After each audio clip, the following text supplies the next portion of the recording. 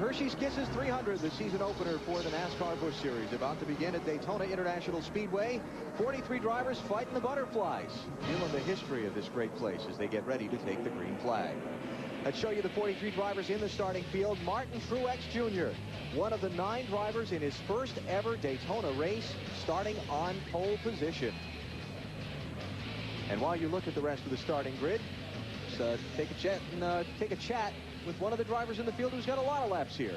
And Matt Kenseth is starting 29th. Hey, Matt, Benny Parsons, you got me? Got you, Benny. So when they throw the green flag, are you going to try to go forward and win the race or go backwards and miss the wreck? I have a little radio difficulty here, but I think I'm going to try to go.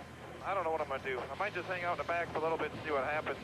With these rules, the Busch Series guys don't have a lot of experience with them, and might just want to hang out in the back for a few laps and see how it's going to shake out and see if it's going to be a wreck or not. So, I don't know. Whenever you try and do that, it backfires. So I'm just going to kind of play it by ear and see what happens. Well, good luck to you, bud. Benny, we'll need it. Matt Kenseth set to start in 29th position today. Big field of cars came here to Daytona trying to qualify for this race. 11 failed to get into the field. You see the long list there, including Mark Martin. Not able to get into the show. And a couple drivers dropping in the back. Michael Waltrip in a backup car. Josh Richardson with an engine change. We're going to take one more commercial break before the start so we can show you as much green flag racing as possible. The start when we return to Daytona on NBC.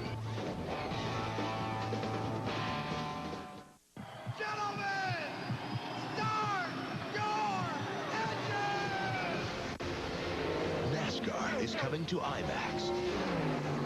And it's racing right off the screen in IMAX 3D. Projected on a screen up to 8 stories high with 12,000 watts of digital surround sound that puts you behind the wheel. NASCAR 3D, the IMAX experience, rated PG. Racing into IMAX theaters March 12th. Inboard, Jim. Hey, Wally, is that you? Hey, welcome back to Daytona, BP. I got a pretty good seat here. Where is that camera? Yeah, it's going to be pretty interesting. It was pretty hairy yesterday in happy hour, so just going to try to be careful, see what develops, take it from there. Well, he didn't hear me, but let me tell you that the camera that you're seeing is in his helmet. We're seeing exactly what he's seeing. Not on the outside of the helmet, that's inside the helmet. You see down here at the bottom of the picture right here, that's actually the front of Wally's full-face helmet. So the camera's mounted up right next to his eyeballs, and you're seeing what he sees as he rides throughout the afternoon here at Daytona. Michael Waltrip is going to carry one of those cameras for us tomorrow during the Daytona 500.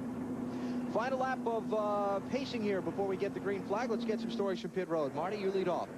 I'm having so much fun, I should be paying them instead of them paying me. That's what Ron Hornaday told me right before he got into his race car. He said it's the best car he's ever had at a restrictor plate track, which is pretty good considering he's finished 4th at these last 2 races at Talladega and Daytona. And last time I checked, Alan, or Matt, it pays pretty good if you win the race, doesn't it?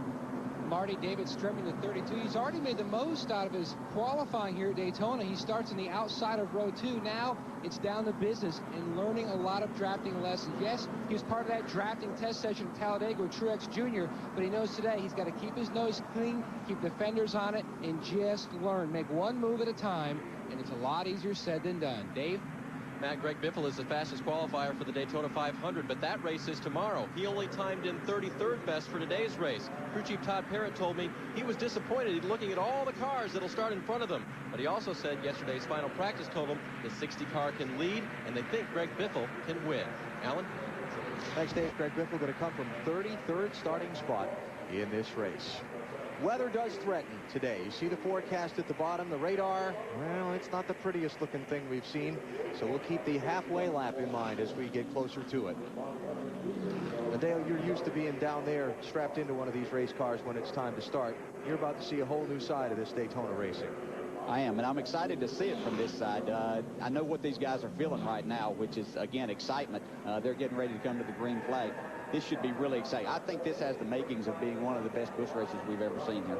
The 81 car on the pole, Truex Jr. Till 3 o'clock this morning, the crew worked on that car, putting it back together. It hasn't been on the racetrack since he put it back together.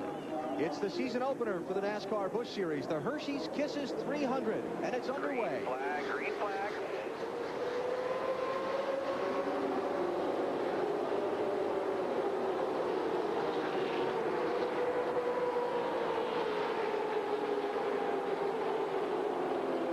King of Starts, Ron Hornaday in the 2-car, did not get a very good start. Maybe he's laying back to try to get a run on the 81. Yeah, you know, it's always difficult being that guy on the outside of the pole because you can't beat the guy on the pole to the line, so you're never really up to speed quite as good, but he'll get a good push here going down the backstretch. It's Martin Truex Jr. driving the Chance 2-car for Dale Earnhardt Jr. and Teresa Earnhardt, the 81. His first Daytona race. He's on pole. Then he told you about repairs to the car. He leads as they come around to complete lap 1.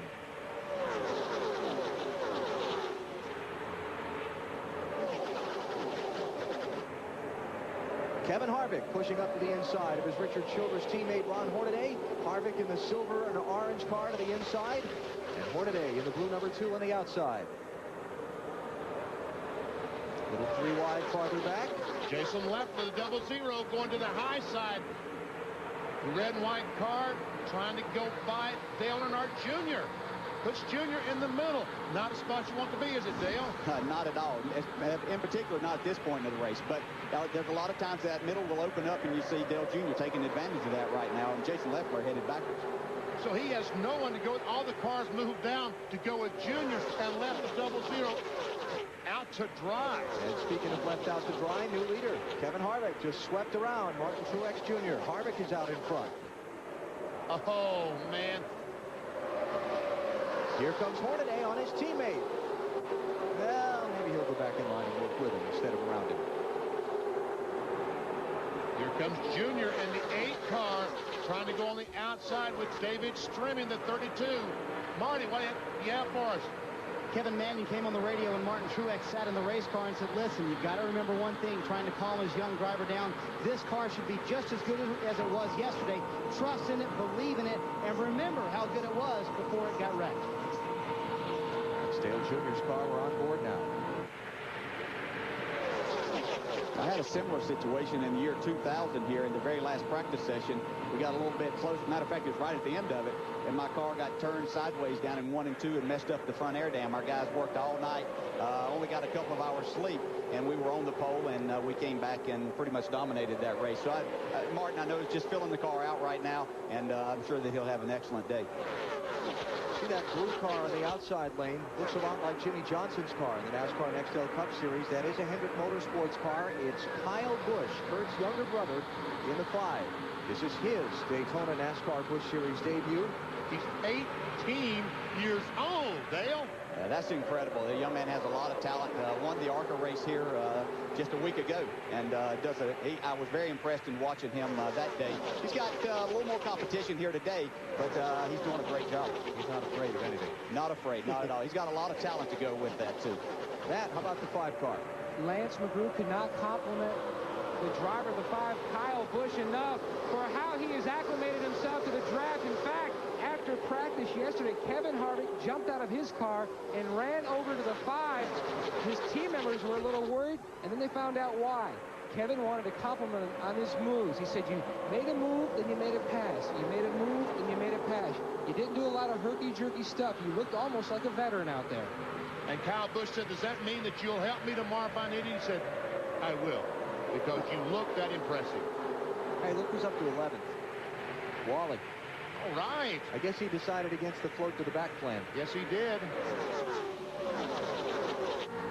I know a lot of times when we feel like that these races are going to be a little suspect, you know, we take it easy, don't make some moves, but you can go forward because everybody's a little apprehensive to start with. We'll probably see a little more dicing as we go on, but right now we're just seeing really the outside line going pretty good, and that looks like where Wally is.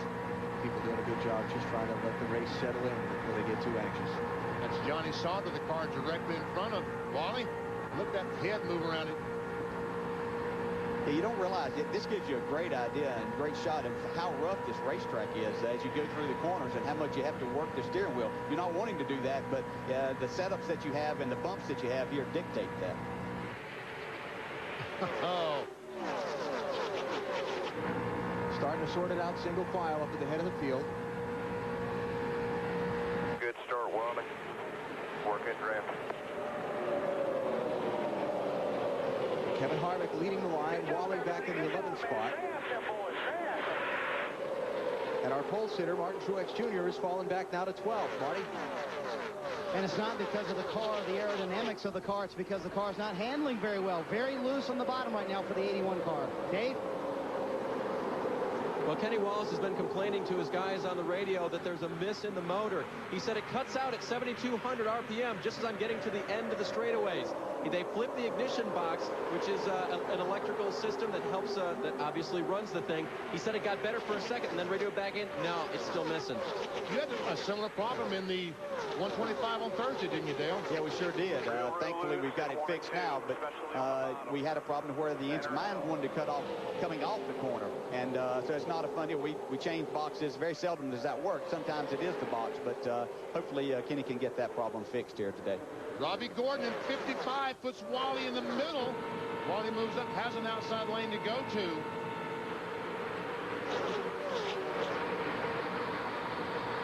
I was just about to comment that I know a lot of these guys were breathing easier because they were gotten strung out a little bit and were kind of single file, and here they are 3 wide again. Right, Bliss in 20. Going by the 27 of Johnny Sauter, and Kyle Busch still moved up in the high lane, but he's been up there most of the race. On board Mike Bliss. Neat camera shot from Bliss's car. And we see both cars on the outside of him. He's on the bottom, 3 wide. That's where it gets tight. Right as they come into the little dog leg there, that sweep around by the start-finish line. And all this is going on about 185 miles per hour. Dave, what is Bliss saying? Well, I know what they're saying last night. They're saying they had to fix that left rear quarter of the car. That was a car that got damaged in an incident during practice on Friday afternoon. So they worked last night. They got some help from their Winston Cup team of Tony Stewart to refabricate that left rear. The best news was the left rear quarter in an aerodynamic race like this is the least important. They got it the best they could. Now, Strimming, that 32 car, has moved to the outside, and now he's finally got a car behind him. Is that Wally behind him? How about David Stremme, Marty? He wants to work that high line. Alan says his car feels a little bit more comfortable up there. The one thing he definitely wants to do is stay up front. Their strategy, if you're in the front, you will avoid the wreck, not necessarily the back. That's true. I agree with that theory. Kevin Harvick continuing to lead. We have completed now 10 laps of the 120 that will make up the scheduled distance here this afternoon in the Hershey's Kisses 300. Harvick, Hornaday, Robbie Gordon, Earnhardt Jr. and Johnny Sauter are the top 5 from Daytona. You're watching NASCAR on NBC. What do you do when he wants meat lovers, she wants a Supreme, and you want your favorite? Well, Pizza Hut's got the answer. The incredible new... Back in Daytona, the big crash has just happened off turn 2. At least 8 or 9 cars involved. Heavy contact. You see the 33 of Paul Menard, one of the cars involved, and the car with the heavy front end that's smoking straight in front of us is Wally. We see the 38 car of Casey Kane back there. Wally is putting the window net down, taking his gloves off. He was 12th last time by the start-finish line, so it happened right up toward the front of the field. It's Casey Kane in the 38 behind Wally. Mike Bliss is also involved in the 20. Casey's getting out of his car. Let's be okay. Okay, none the worse for the wear.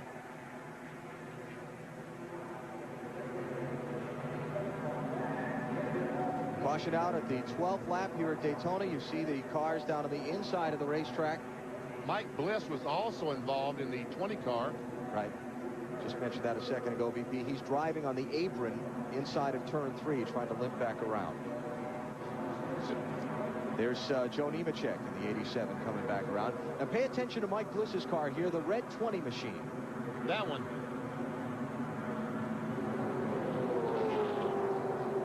He gets a great run on the bottom of the racetrack, but it gets loose off the corner and goes up and catches.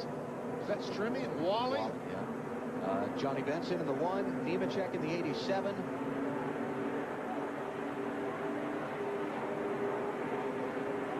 One more look. Looked like he just had a big run to the inside of Mike Wallace and then decided that hole was closing up.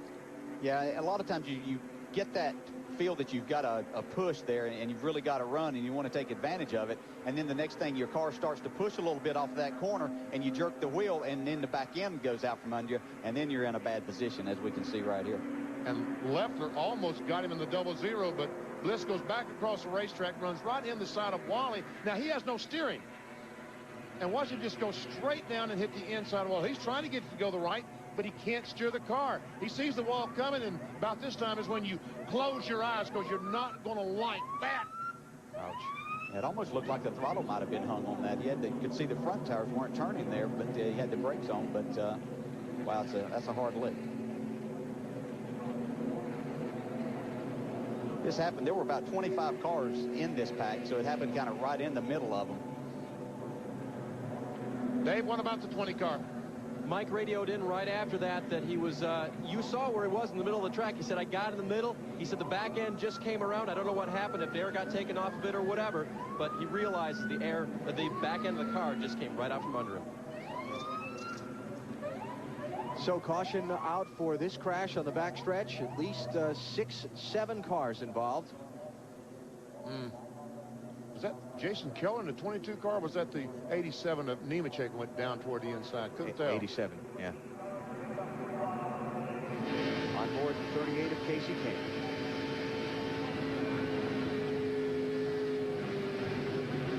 He gets inside of Nemechek and goes for a ride. Yeah, that's unfortunate for Casey and Joe. And from on board Wally's car. Open, one car down low, middle's open. Data. Oh, hey, just wipe this out, guys.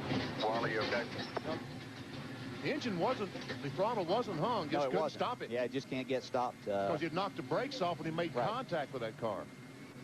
Yeah, you like to run that high line a lot of times to keep the car wound up and it can go. Sorry, guys, no but place the thing I always hate about being in the high line, if something does happen, you have nowhere to go. You're there. And just like we saw with Casey Kane and Joe Nemechek, they were both probably okay just trying to avoid. Joe just moved down to try to avoid the accident, and Casey happened to be there trying to go to the bottom too, and took both of those out. This on board Mike Bliss's car. Oof. Johnny Benson. Got the back here, front too hard. Now you know how those bowling pins feel in the bowling alley. They start banging off each other.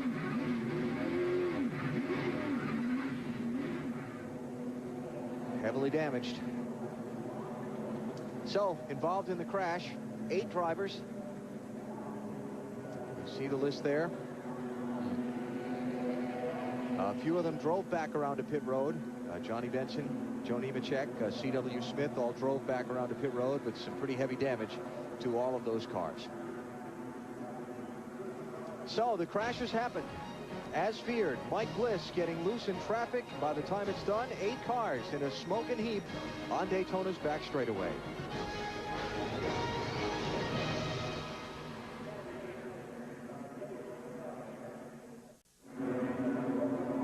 Back at Daytona, they've just opened the pit road, and here come all of the lead cars for service. Dave Burns, lead us Alan, Jason Leffler was running in 8th position. His car was loose. They stick a wrench in the rear window there to make a track bar adjustment. They will also change all 4 tires for Jason. Marty? Kevin Harvick said, good thing this car, we got this caution to fix this car. The car way too loose. They go underneath the rear of the car, unhook the rear sway bar, a major adjustment, and a pound out of the right rear tire, Matt. Dale Earnhardt Jr. hit pit road as a leader. A gas and go. They're going to save tires for later in the race. Even though he ran through some debris, they feel like those tires should be okay. He says the car is very good. His big concern, where was Martin Truex in that crash? Because he knew that he was back there. They told him he is fine. Johnny Sauter ran through his pit box on the pit lane. Yeah, I happened to be watching that, and Johnny came in running 3rd, and just got in a little bit hot. That first pit stop's always hard to judge, and slid right through. Actually hit his tire carrier, but it looks like they were able to complete the stop then. Dave, go ahead. Alan, as we ride on board with Greg Biffle, his car also very, very loose, and they made a track bar and a wedge adjustment to try to fix that for Greg. Remember, guys, we've been hearing all week about tight race cars. That's the second one that I've heard about. That's been actually the 3rd one that's been loose. All right, so Greg Biffle rejoining the race. We'll check his running order here after the shuffle of pit stops. Watch Johnny Sauter's car. Right. Oh, no, that's a different thing. That's Ashton Lewis getting tangled up with Matt Kenseth.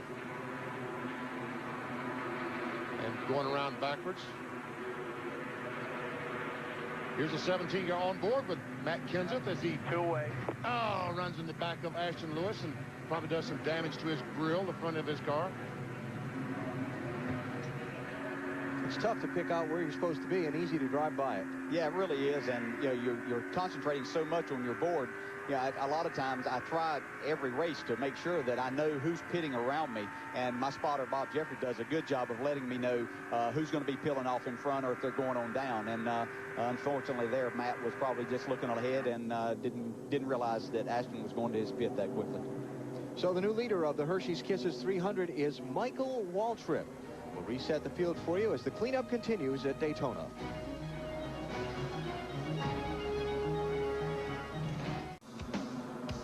NBC's coverage of the Hershey's Kisses 300 is brought to you by Nextel, coast-to-coast walkie-talkies in under a second. NASCAR and Nextel, partners in speed.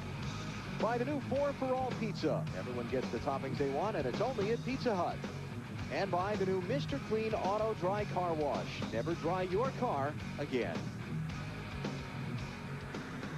Pretty wild sequence here in Daytona. 8-car accident off turn 2 and then some action on pit road. Marty? Well, Pat Schaefer is the front tire carrier for the 27 team of Johnny Sauter. You see him being loaded onto the little temporary ambulance there. They're going to take him to the infield care center. They're probably going to have some stitches on that cut you see on his face. He said he's not sure what happened, but he does know one thing for sure. If they'll let him, he said, I'm making the next stop. Dave? Mike Bliss's crew working hard on this car to try to get it back out there. Mike, second time this weekend involved in something. This one looked like it started with your car. What happened? Yeah, you know, sometimes you're in a wreck here and it's not your fault, and I'll take the blame for this. I just coming off it too, it broke loose, and it hadn't been loose. It was handling pretty well right then, and I kind of moved up the racetrack right there to try to get up on the high side, and it just unloaded. The rear tire just unloaded real quick, and I couldn't save it. And I hated to take out all the cars and stuff, but I don't know. I hate it for these guys, and I hate it for everyone else I took out. Mike, it was just starting to sprinkle over in pit lane. Was there any sign of moisture on the track at all? I don't know. I don't think so. I mean, I didn't see anything. I think it was just a cause of where, I don't know, I just got loose and took everybody out. All right, Mike, very disappointed, obviously, with what's happened here, guys. He's out. The Hershey's Kisses 300. Alan? All right, Dave, a lot of work going on back in the garage among a lot of cars. Joe Nemechek's, Johnny Benson's, Bliss's, Wally's, Casey Kane's, and Paul Menard's have all been towed off the racetrack into the garage area. Check out what happened on pit road. We talked about Johnny Sauter running through his pit box, and we just talked with the crew member there a second ago. Watch the spot shadow there. That's Sauter's car. We see the coming to pit road and just keeps on going. And look at that guy do the header on pit road. The fellow that Marty just showed us. Man. I can tell you from a driver's standpoint, that's a terrible, terrible feeling. Unfortunately, had that last year at Indianapolis. That you know, you see young men like that talking about he's ready to come back if they'll let him do that. That's the type of people we have in this sport. But you know, your first stop here, you've been out here running 185, 190 miles an hour. You're not using any brake on the racetrack. You know, sometimes you forget to warm them up coming in, and then other times you just don't realize that you're going faster than what it seems on that pit road, and so you go to lock the brakes up or to slide into your pits, and it's just hard to judge that. And there we see the rain hitting the camera. And, you know, I got to give Mike Bliss credit for talking to us, because, you know, when something happens to your car, you feel badly. But when you take other cars out with you, it just doesn't get much worse than that. No, it really doesn't. And, you know, we've all been in that position. And, you know, all he was doing was just trying. He saw a hole there. He said his car was working well up high. He wanted to go there. And he just made a move. And, you know, unfortunately, those things are going to happen sometimes. You don't want them to. You're just trying, you know, and you can't blame a guy for trying. And then you have to give him credit for getting out and taking the blame there. Didn't put it on anything else. And but he's a really good race driver, and he'll have another chance here at Daytona. They finished cleaning up the accident scene in the backstretch, but you can see the rain peppering the onboard camera lenses. So right now we're in a holding pattern under this caution here at Daytona, though the reports are already coming in that the weather's lightening up around the backside of the track. Dave? Alan, Joe Nemechek is working on his car with his crew. First of all, are you okay, and what'd you see? Oh, I'm fine. I'm pretty mad right now, but I'm still smiling. Just the other drivers and crews out here need to figure out how to work on their cars. I mean, people are out there sliding sideways. They're out of control, and maybe it's a rule package, but I thought the rule package was pretty good. The 20 car just got loose up in front of me, and man, he took out half the field. Just there's nowhere to go. I was right behind Wally. I was trying to push Wally back to the front, and just one of those things. It's not good. I mean, people got to learn. Joe, so Joe, who do you share your anger with? The other teams? Do you go to NASCAR? Where does this go from here? I don't know. I'll race some cane everywhere I can. I already went and saw Mike Bliss and said, fix your car, you know, and he's like, well, it was driving good before it spun out. But yeah, and we went through some of this stuff with this package before in the Winston Cup cars, but the Busch drivers, that's the Busch series. It's not the Winston Cup series, and we were fortunate. I mean, we had some big wrecks over in Winston Cup too, but it was mainly at the end of the races. But just at the beginning of a race, people got to use their heads. It's uncalled for. All right, guys, the voice of experience, Alan. He's just angry. Frustrated. And we gave him a way to vent, so we've helped Joe Nemechek out immensely, you know? We have helped Joe. And obviously, being a former winner here, you know, he was looking forward to having that opportunity again. Dave said, who do you go to next? Well, he just went to several million people. Stated his case. 8-car pileup off of turn number 2, and now rain has us under caution at Daytona International Speedway. It's the Hershey's Kisses 300 with 20 laps of 120 incomplete. Watch this. This is going to hurt tomorrow.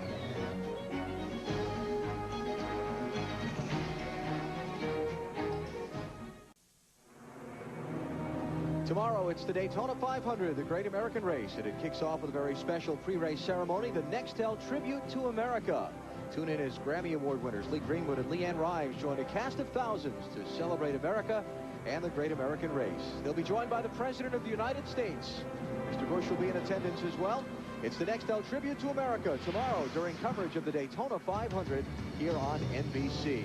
Not the first time a president's attended the race. July 4th, 1984. Gentlemen, start your engines. On board Air Force One, President Ronald Reagan gives the command to start engines while en route here to Daytona Beach. A fantastic race ensued in which Richard Petty barely edged Cale Yarborough for the win. It was his 200th NASCAR victory. The King sharing later at a victory celebration with the President and Mr. Bill France Jr. Then I was there. You sure were? I was there. Were you there from the President? I was there. I was actually in there. That was my second race driving a Cup car at that time. I was on my honeymoon with Kelly in Hilton Head and got a call from Jimmy Means to drive his car here. So I was actually just in front of Cale and Richard when they got the checkered flag. I wasn't running very good, obviously, but it was pretty cool to see that and be a part of that day. Dale Jarrett joining BP and I for the call today. Wally's racing adventure didn't end up so well today, Marty. It was very short-lived, and on a 2.5-mile racetrack, you found a place where you had no more room, Wally. No, the car was very, very good, and I had a lot of fun up until that point. But that was probably the hardest hit I've ever taken. And I'll tell you what, there was nowhere to go. The 20 got in front of me, but when I hit that wall, the last thing I was thinking was Hans. And I mean, anybody that's not wearing a Hans device should come and see me, because I hit that wall a ton, and that thing did its job. Like a pretty good lick. While all this is going on, there's pit strategy out on the racetrack. Michael Waltrip has stayed out, like we've talked about. They're waiting for as long as they can, hopefully with one to go. Then they'll come down pit road, hoping to make it on one more stop. Dave? Marty, Casey Kane started this race 9th, was in the pack when this happened. What'd you see, and what happened? To me, it looked like the 20 got loose. He's a couple of cars in front of me, so it was, I don't know if he got help or not, but unfortunate for our Dodge, our Great Clips Dodge car. We, it's a short race. We don't want to go out that soon, but, it was no surprise when I saw that, because his car looked about the same yesterday, so I don't know, they must not have got a handle on it, but it's too bad. We'll get ready for Rockingham. All right, his guys are working on his car as well back here in the garage, but looks like they've got a lot of work to do if they're ever going to see Daytona again today, guys. Another car in some trouble here on the Speedway. Rick Markle's car has stopped just past the start-finish line and can't get it going again. So they've had to bring out a wrecker and hook up to that machine. So the Michigan driver's going to have to go back to the garage and figure out what happened. We saw the same thing yesterday with Paul Wolf's car, and the brakes locked up, and they had to hook the car up like this to get it back to the garage area. So under caution, Little rain shower stopping. Hopefully the track drying quickly, and we'll get back to full tilt action here at Daytona International Speedway.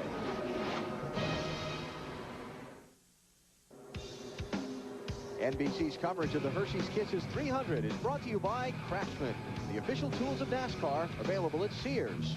Craftsman makes anything possible. By New Levitra, new choice here now. Ask your doctor today. And by Little Hershey's Kisses, big chocolate taste. Rain has stopped. They're getting ready to go back racing in about another lap and 3/4. Remind you that you can get more in-car camera action with NASCAR in-car on in-demand.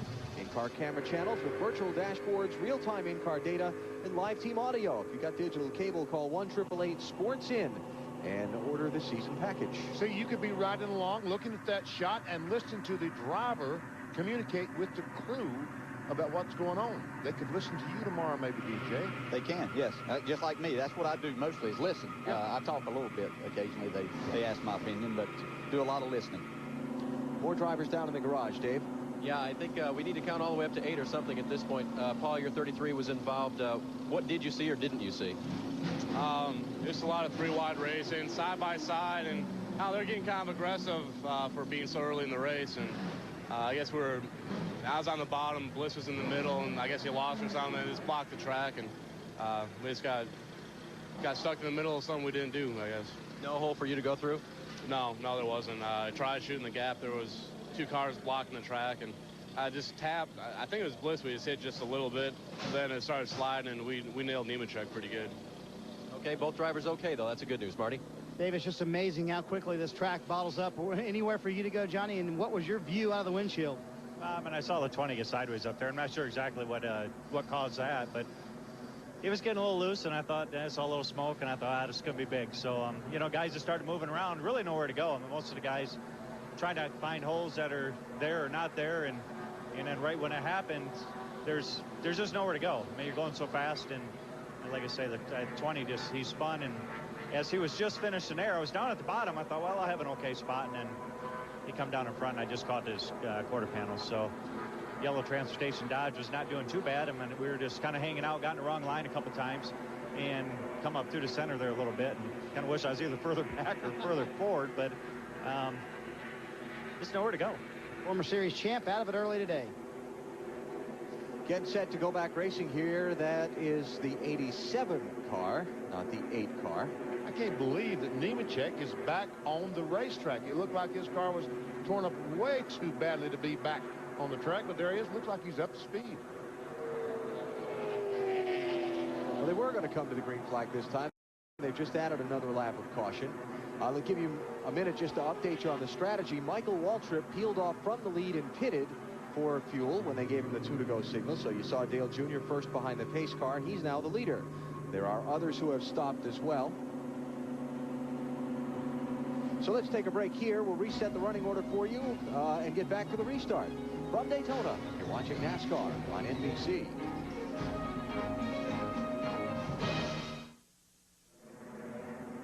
Back at Daytona International Speedway, the restart has been waved off. Just a couple of more drops of rain over there in turn 2. We're so close. I mean, we're only about 5 or 6 miles from the Atlantic Ocean, but I guarantee you over on the beach, it's not raining now.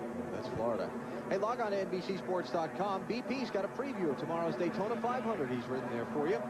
And got a lot of great rookie drivers coming into the series this year. I've kind of written a little profile on each driver, let you learn something about them if you're not familiar with them. It's NBCSports.com. And in that preview, I said that the Yates cars are going to be better this year than last. Well, we appreciate that, and we certainly plan on being better. And Daytona has got us off to a good start. Elliott's been really fast since he got here. Won his qualifying race on Thursday, did a fantastic job. It was nice to see him in victory lane. That's pretty special, and he's got a good chance of winning this race, the Daytona 500 tomorrow, as well as I think I do. So should be a good year for us. We had a great test at Las Vegas, so we're pretty excited about the season getting started. Dale Earnhardt Jr. is the leader as we continue under the caution flag, hoping these few pesky raindrops will leave us shortly. Let's check in his pit, Matty. the Bud guys from the Nextel Cup Series running the operation for Dale Jr. wearing Oreo colors. Tony Jr., you pitted gas only. What is your scenario now for when do you want to make your next, and will that be your final stop? Yeah, we can make it on one stop from here. You know, Busch Series got a little bit different rules in Cup where you can only have 3 sets of tires, and don't want to burn them up too early. And it's just going to be a situation. We'll pit like lap 74, 73, something like that for one more stop. But the car's good and didn't want to give up too much track position. And, you know, we're just here to have a good time this weekend. Now, your driver's not a meteorologist, but he is giving you reports about the weather and the condition of the racetrack. What's he saying? Yeah, he said started spring. It was pretty good. It was ready to go there a while ago, and started sprinkling a little bit, so it got a little wetter down in 3 and 4. But it sounded like, you know, like right now the rain stopped again. So hopefully we can get this thing underway and see what we got. Around lap 72 to 74, Marty. Well, Matty, about 3 laps before this caution came out, Kevin Harvick was leading. Now you're all the way back in 19th. Rick Byers, you're the new crew chief for Kevin Harvick. What's going on with the car? It's not that big of a deal. I mean, we know Kevin can get back to the front. We had to make some big changes. The car was really loose, he said. So we took extra time and unhooked the rear sway bar. So it's not your normal adjustment you make on a pit stop, but it's something he really needed to do. That's a big adjustment, but the decision to run the rear sway bar in the first place was why? To help the car free up. Usually we get a little bit tighter here, but with this new package we've got with the wickers and the roof deflector, it's a little bit different. So we're trying to get used to it right now. That's one of the things you can do when a car, when it's too tight, you can run a rear sway bar. That will loosen it up and make it drive a little bit better. Isn't that right, BP? That's exactly right. What he's talking about is this little strip right there on the roof of the car. That's an air deflector. And believe it or not, that puts some downforce on the front of the car here and makes the car a little bit looser. The Nextel Cup cars are complaining about being too tight. These cars too loose. And they're basically have the same tires. The only problem is that air deflector on the roof. Yeah, and the rear sway bar that they're talking about, the reason we can't run them in the Nextel Cup Series, but in the Busch Series you still can. And what it does is it basically stiffens the rear springs whenever the bar gets loaded. So that allows you to keep softer springs in it, which will allow the car to compress in the rear, go faster down the straightaway. When you get to the corner where you can have a push situation, it stiffens those rear springs up, especially the right rear, and makes the car turn better. That's pretty big adjustment to make, but obviously they've done it before and feel comfortable with that. So Kevin, I think you'll see him come to the front once we get back to racing. So Kevin back in 19th spot right now. Dale Jarrett joining Benny and I today for our call of the Hershey's Kisses 300. He'll be trying to win a 4th Daytona 500 tomorrow. He's up here talking with his hands while he's talking about all these adjustments. What you guys have been fighting with your Daytona 500 car is a car that won't turn in the corner. You call it tight. It wants to keep going straight when you're trying to get it to turn left. Yeah, well, I had that Tuesday and Wednesday with my car in practice. When I got to Thursday, they had fixed that problem, and I was extremely loose in the 125. So we've been fighting that problem. We got it fixed much more raceable yesterday.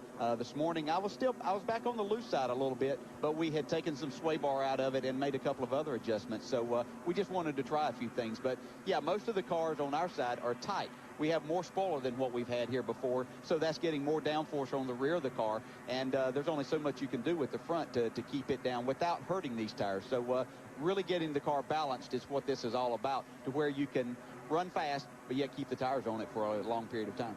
And talking about Kevin Harvick's car and what it was doing, we open up our virtual garage and show you what a loose race car looks like. When the driver goes down in the corner and turns the steering wheel, see, green is good. You want all 4 tires being green.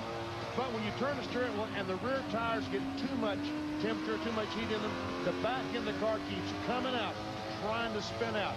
That's the expression we use for loose, or the expression we use for that is loose. Now, the opposite is tight, pushing, whatever. Yeah, where you're really turning the wheel and the car's not going where you want it then. So Darrell Waltrip, I think, explained this a long time ago. If the car is pushing, you hit the wall with the front end. If it's loose, you hit it with the back end. So just give you an idea. But here, driving a loose race car is so much more difficult because the racetrack has a lot of dips in it. We won't call them bumps because it's not like you chatter across them, but it's got dips in it just from years of racing on it. And when you hit those, if you have any looseness at all, the front end goes down, gets a little bit of a grip there, and then that's when you lose the back end, and then that's when you start correcting. And if you're in the middle, such as Mike Bliss was, then you're really in trouble. because when you correct, you got to chase the car back up the hill in beside a car. Yeah, you need all the racetrack you can use at that time, and he didn't have that much to use up. Two men who know from which they speak, the 1975 Daytona 500 winner and the 93, 2000, and 96 500 winners. I almost skipped one there. Well, Mike Bliss knows what loose means, and unfortunately, so don't 7 other drivers. Big pileup on turn 2 in Daytona has us under caution, and the rain has kept us there ever since.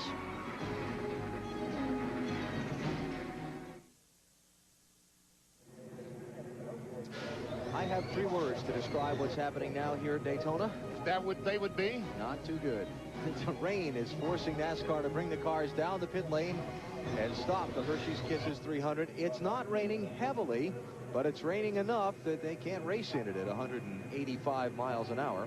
And you see the crews put in tarps on their pit box to try to have that as dry as possible for those cars to come in so they don't slide through their pit, because that is against NASCAR rules. You have to be inside that box. It's a penalty if you pit outside of it. So that's why they're trying to keep those pit boxes as dry as possible. So at 1:26 Eastern time, the red flag waves here at Daytona. We've never gone back racing after a caution that came out at lap number 13. An 8-car pileup off turn number 2. I show you this again from Wally's perspective because it's time for me to talk about fear factor. That'd be a big fear factor right there. No doubt about that. Looking at that wall coming up quickly. Ouch. Wally and Casey Kane both in the 38 hitting the wall about the same time. But Wally a little bit harder.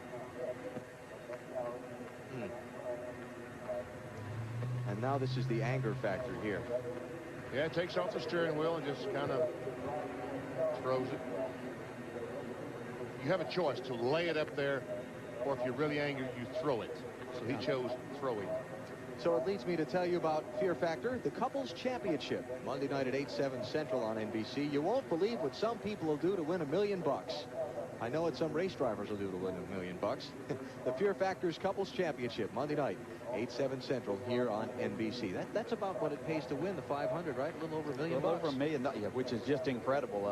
Amazing that we have that opportunity. But you'll see some guys taking some real chances tomorrow afternoon to try to win that $1 million.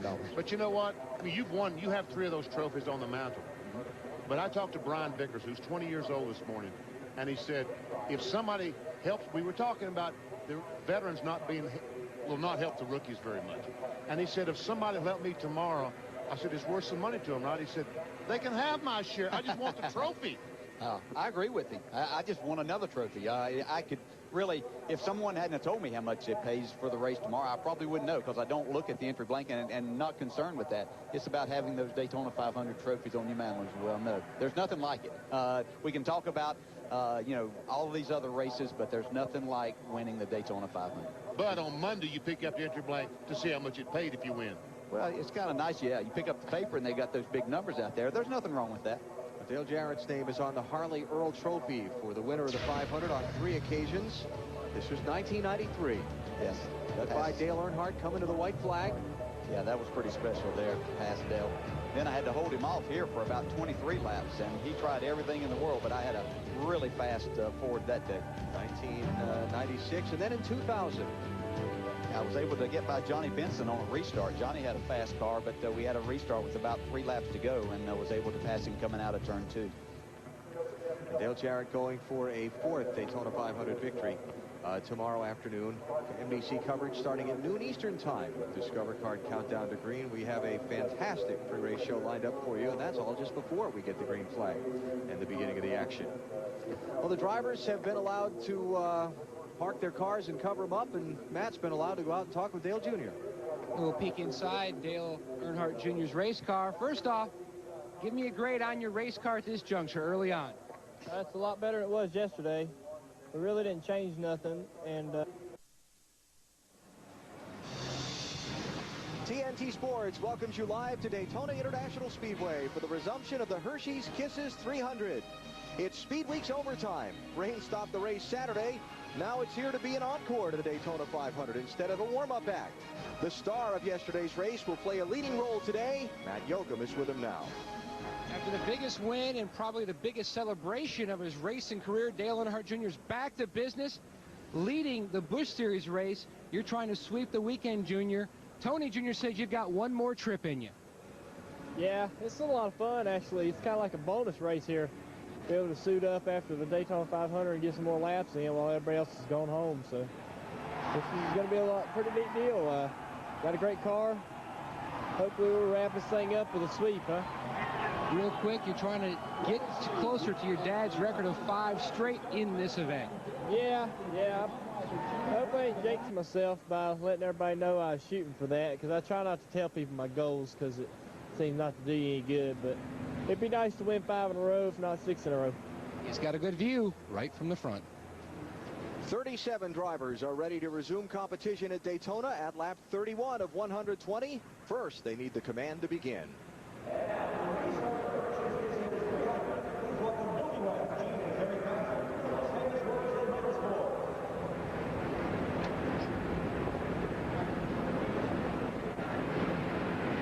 A little microphone malfunction on a Monday, but they did say, gentlemen, start your engines. And here we go for more NASCAR racing from Daytona International Speedway.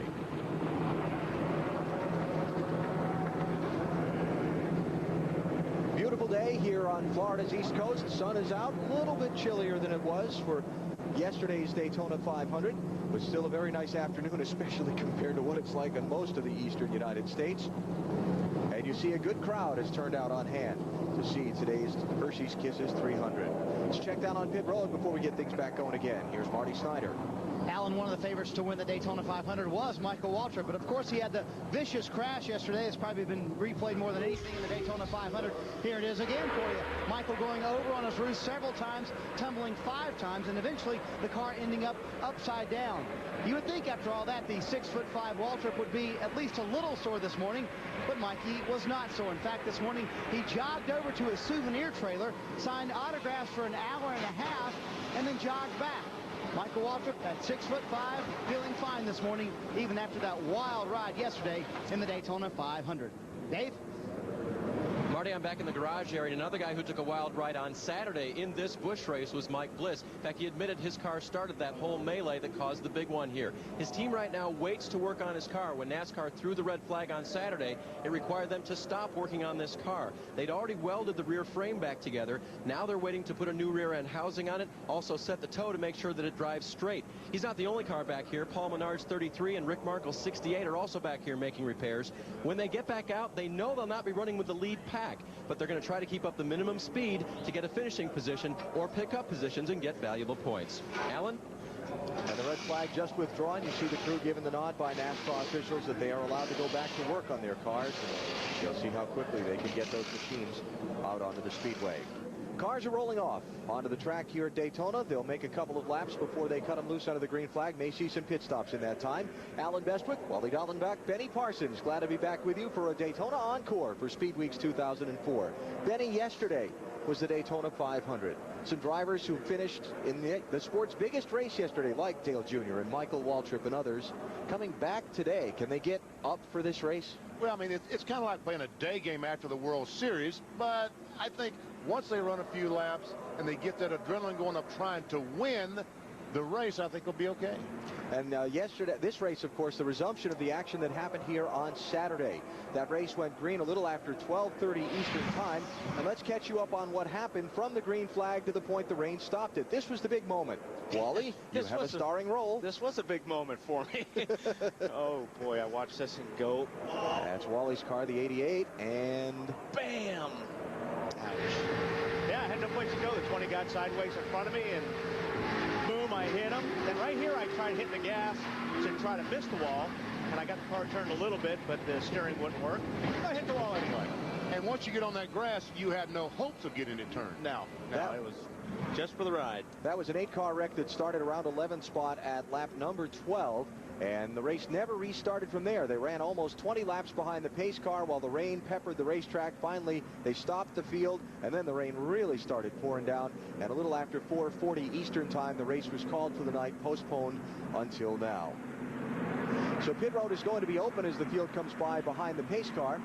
And we'll see if any of the leaders make stops to get a final tune-up or a top off of fuel before they cut them loose again. Be interesting on a couple of fronts mechanically. Track conditions will have changed since they raced Saturday. The heavy rain, then the Daytona 500 yesterday.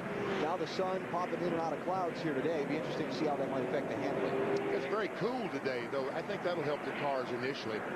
I think you're right. I think also there's probably some guys come in. I wouldn't be surprised to see some people put some tape on the front of these cars. A lot of guys complain about the cars being tight. Put a little tape on the grill. That's going to help the downforce in the front, make the front stick a little bit better. It looks like most all of the cars are going to come down pit road. They can pit now and make this race on one more stop because they have 22-gallon fuel cells. Dave? Well, Jason Leffler liked his car. He had just come in and put on fresh rubber before the last stop. So this was all about topping off the fuel. Marty? Kevin Harvick among those cars that will come down pit road. They're going to take fuel only here, Dave. The theory being they know they can make it on one stop. They're not sure everybody else can, so they want to be in everybody else's window along with them. Matt? A gas only for Kyle Busch. Dale Earnhardt Jr., remember on Saturday at his stop, he did a gas only, saving tires, and he's got a brand new set now, so he does have 4 sticker tires on now. No adjustments for Dale Jr. So the 8 took tires, but a lot of the other cars that pitted there just took fuel only, so that's going to put Junior back in traffic for the restart. They had changed their tires, as we talked about earlier, on Saturday, so they not need the new tires.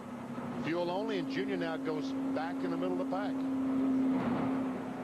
So it'll be just a few more minutes before the resumption of racing here. Bill Weber's working with us today on our NASCAR Busch Series broadcast. Bill, where are you? Alan, I'm over here at Daytona, USA. Had to sneak in and get a look at the race-winning car from the Daytona 500. Dale Earnhardt's car from yesterday. What a great victory for him. You know, you win the Daytona 500, you get the trophy, you get the money, you get the prestige, the memories. The one thing you don't get is your car back. After the victory lane celebration and, of course, the mandatory post-race inspection, this car is taken by some very special agents, brought over here to Daytona, USA, snuck it in the middle of the night and put it on display right here for everybody to see. It's in exactly the same condition it was when Junior drove it into victory lane. In fact, it even smells a little bit like that Budweiser celebration. It sits here for a year. When Junior comes back to defend his title next year in 2005, his car will be presented to him just before the race. But until then, it sits here on display in Daytona, USA. You can see the teams have signed it. It's still dirty. It's even got the confetti on it from that victory lane celebration. It's, look, don't touch. Well, you can come to Daytona, USA and see it, but don't touch, Alan. It's only 11 o'clock in the morning, and Weber's in trouble with the security guards already. 1 to go. Race resumes in a lap. Matt? A lot of slow-moving people down in the 8 pit. Tony Uri Sr., tell me about last night. How late did everybody stay out? I think it was probably about 3:45 when I heard the rumble when they came back, but you know, they deserve it. They did a good job yesterday and were awesome, but I just told Dale Jr. on the radio that wasn't too good a pit stop, but the guys that went to bed was the ones that was messing up. The guys that went out did good, so maybe we need to take them out on Saturday night or something. But they'll get better here. We probably won't have to make one more stop in this race, and Dale Jr. likes to get back where he can race a little bit anyway, so we'll see how it goes. Now, you were a part of that 5-race streak with the Big E. It'd be neat to get this streak going here. Yeah, you know, that was a long time ago, and it was a lot of fun. And you know, when we first started that streak, we were real dominant, and as it went, it got tighter and tighter and tighter. You know, in that last race, we almost didn't get that last one. We just lucked up and won that last one. So I expect probably the same thing's going to happen in this deal right here too. Matt Yoakum referring to a string of wins in this Saturday 300 during Speed Weeks that Dale Earnhardt enjoyed with Tony Uri Sr. leading his team. Earnhardt Jr. going for his 3rd straight win in this race here today. Derek Cope is the leader. He did not pit, along with Greg Biffle, David Green, Gus Wassam, Damon Lusk, Matt Kenseth. Those drivers all choosing not to pit here under this caution, and they get out at the front of the field. Dale Earnhardt Jr. is going to restart back in 16th. Remember, he took tires on his pit stop. So that sets the stage.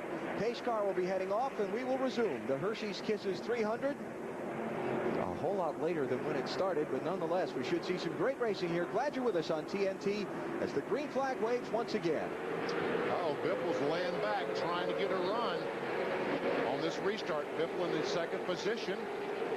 Oh, a bunch of guys jumped down there, low side right away.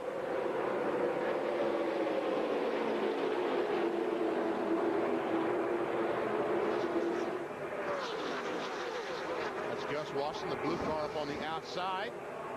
About to be overtaken, it looks like. For the lead, Greg Biffle to the outside of Derek Cope with David Green pushing him in the draft. New leader, Greg Biffle in the 60 car.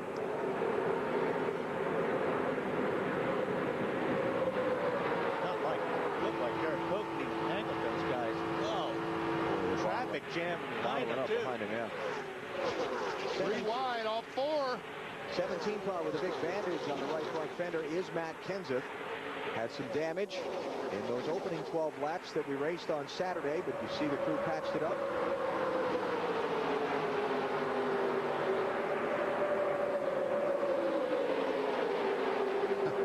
Junior restarted in 16th. 1 lap, he was up to 8th.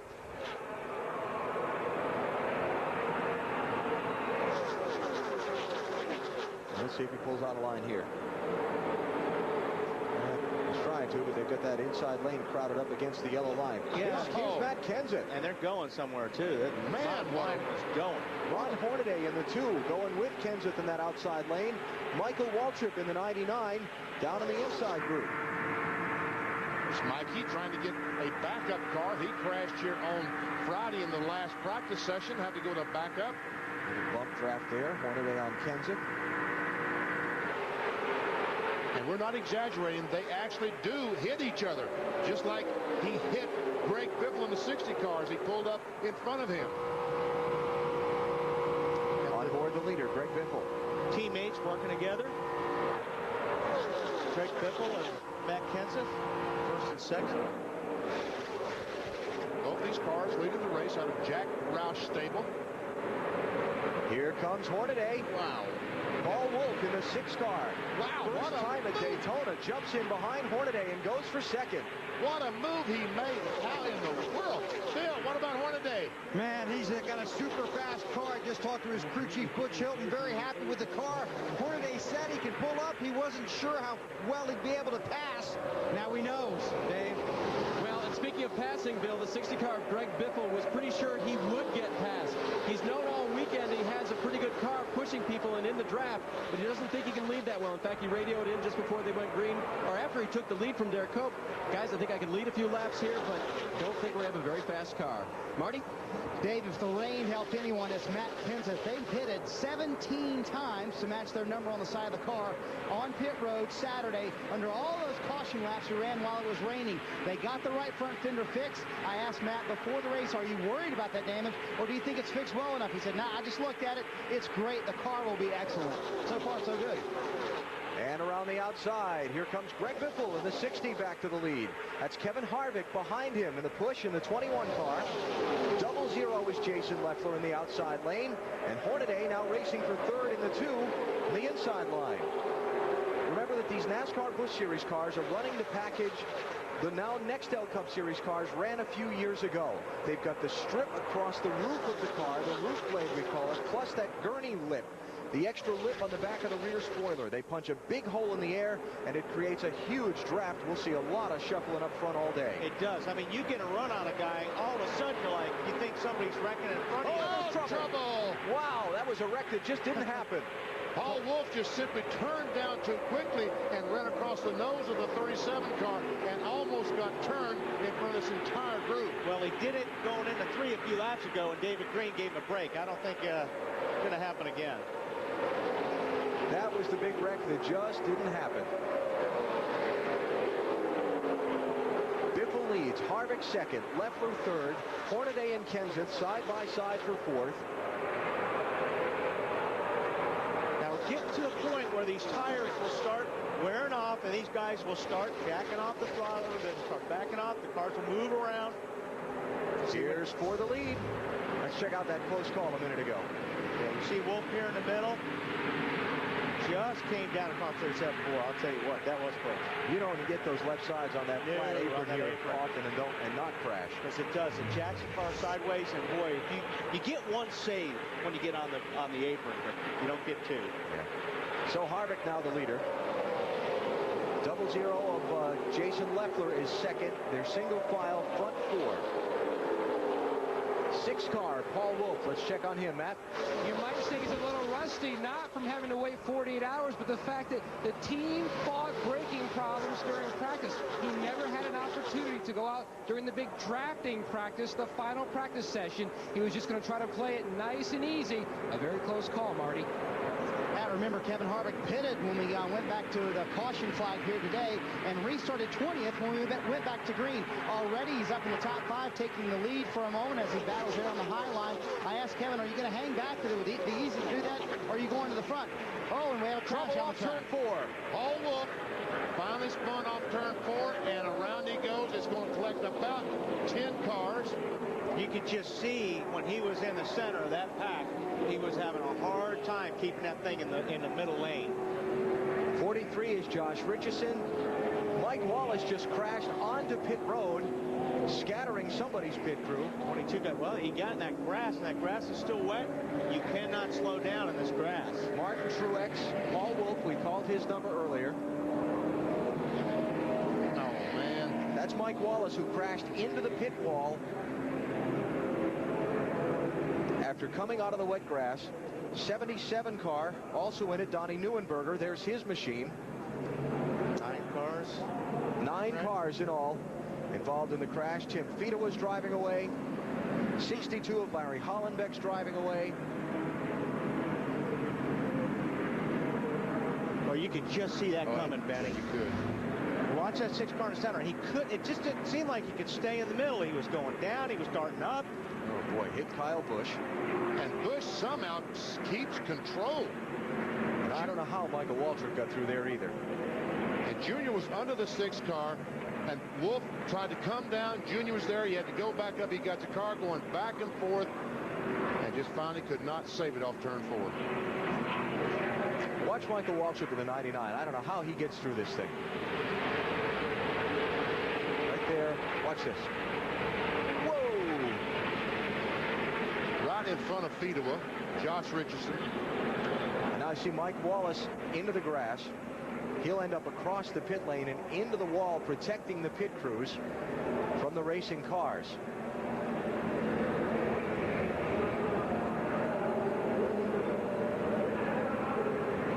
I don't know what the heck, why he went up the track like that so much. It just broke loose on him. Daytona rookie lesson. You know, and he's part of a program called the Hungry Drivers Program.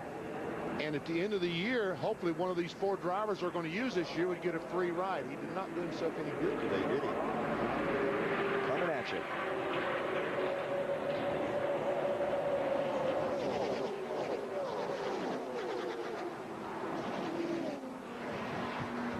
I think Busch did a good job saving that car after he got hit.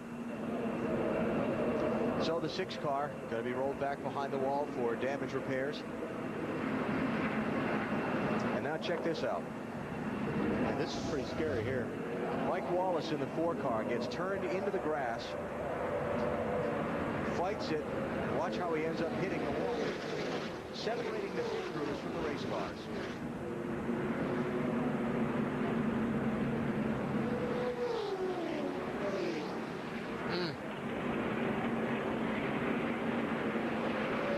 If you are ever at a racetrack, rule number 1 is never turn your back on the cars. Never turn your back to the direction the cars come from.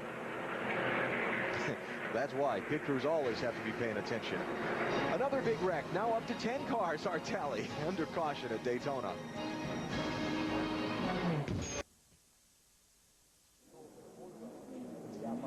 A NASCAR Monday matinee on this President's Day from Daytona Beach, Florida. The NASCAR Busch Series Hershey's Kisses 300 under caution after a multi-car pileup off turn 4. Watch the 6.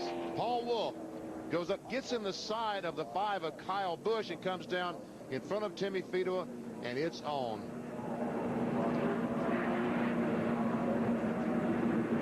No place for all these cars to go. Mike Wallace, the red 4 car, comes down through the grass. Ends up hitting the inside wall. You don't realize how fast you're going, Benny, until you're going backwards or sideways. Or you get on that grass and you say, man, just no traction whatsoever in that wet grass. And the list of those involved in the crash.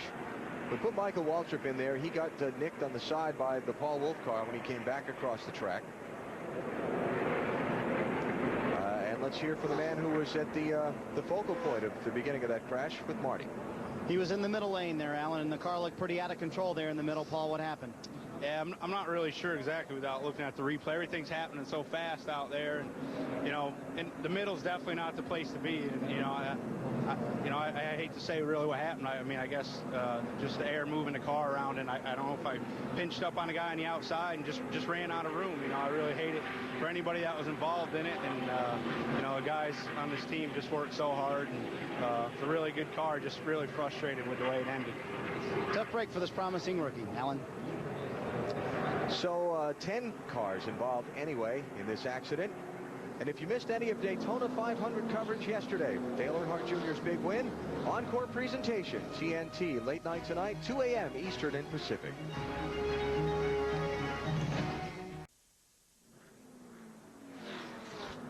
The Hershey's Kisses 300 for the NASCAR Busch Series on TNT Sports, live from Daytona Beach, Florida on this Monday, wrapping up the second caution flag after an 11-car crash off turn 4. Tonight, Chris Noth in the world premiere of Bad Apple, 9 o'clock on TNT. It's a TNT original that takes mob movies to a whole new place. Bad Apple, 9 tonight on TNT. That could be starring me or you, either one, couldn't it, Wally? Yeah. Bad Apple. All right, Marty.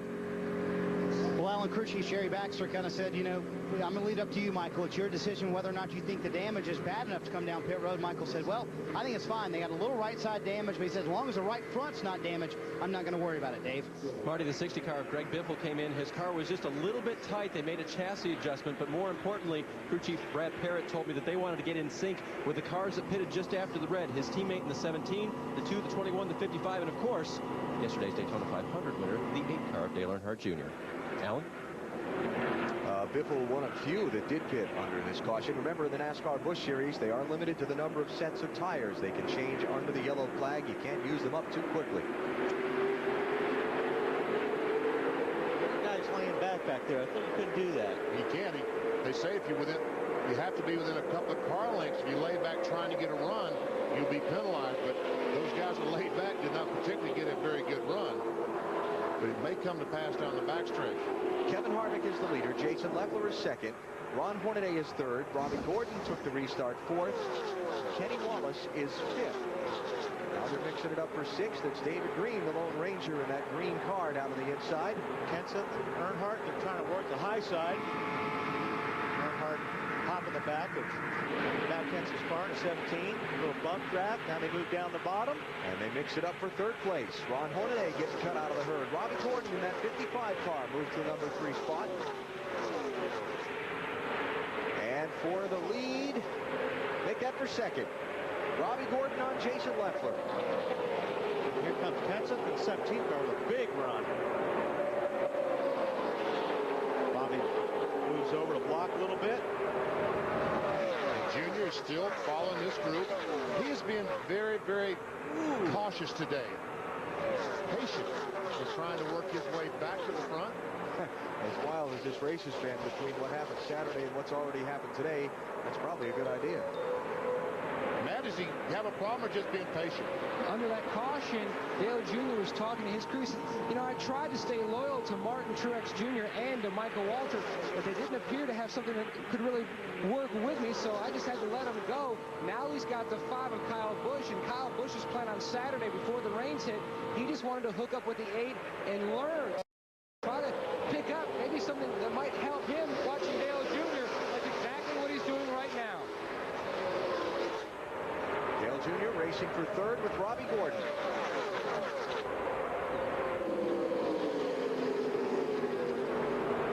Beginning to see a lot of experience work its way toward the front of this field, huh? For the most part, Harvick and Kenseth and Earnhardt Jr. and Gordon, Jason Leffler with a lot of laps here at Daytona. The one wild card in that is that 5. Kyle Busch, 18 years old, Kurt's younger brother. He has an ARCA race here at Daytona under his belt. He won it. This is his first NASCAR Busch Series race, and certainly his first race with the cars in this rules configuration. Matt? Every lap, Alan, is a big learning experience for Kyle Busch. Earlier in the race, he went 3 wide. He brushed the wall. He had to pull up alongside Dale Earnhardt Jr. to take a look at that right front fender under the caution. They told him it was fine. They told him, just look, settle in now. We have a ways to go. Michael Waltrip kind of backing up, huh, BP? Maybe he does have some damage from that accident. Maybe he should have gone to pit road and had it looked at. Yep, it's smoking on the right rear. And that's where he was touched. The sheet metal was touched by Paul Wolf as he spun on turn 4. So we'll keep an eye on Markey for you and let you know what ends up becoming of that, and whether he comes to pit road or tries to limp it out to another caution. And the reason Michael Waltrip is running so high right now, in case that tire blows, he doesn't have so far to go to hit that wall, Marty.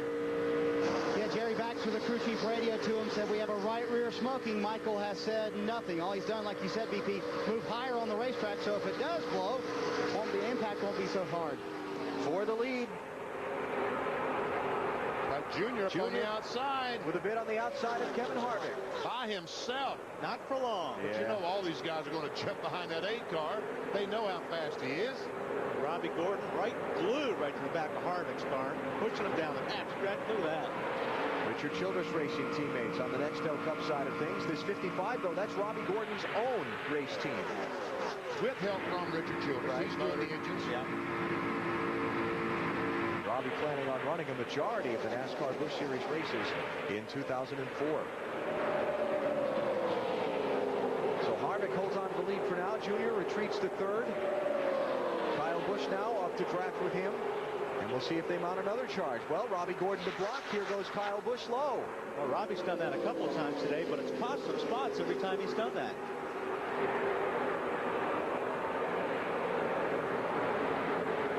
One advantage that Junior has in having such a fast race car. When they do that to him, he can just back up and let him do it and be patient and go on the inside of it. Kyle's going to try and jump down in line behind Junior. I think that's where Kyle wants to be. We heard that reported from pit road a minute ago. He wants to run with Dale Jr. That's, for a young guy, that's pretty smart strategy. Not a bad plan. 52 of 120 laps complete. Working lap 53. Kevin Harvick leads the Hershey's Kisses 300.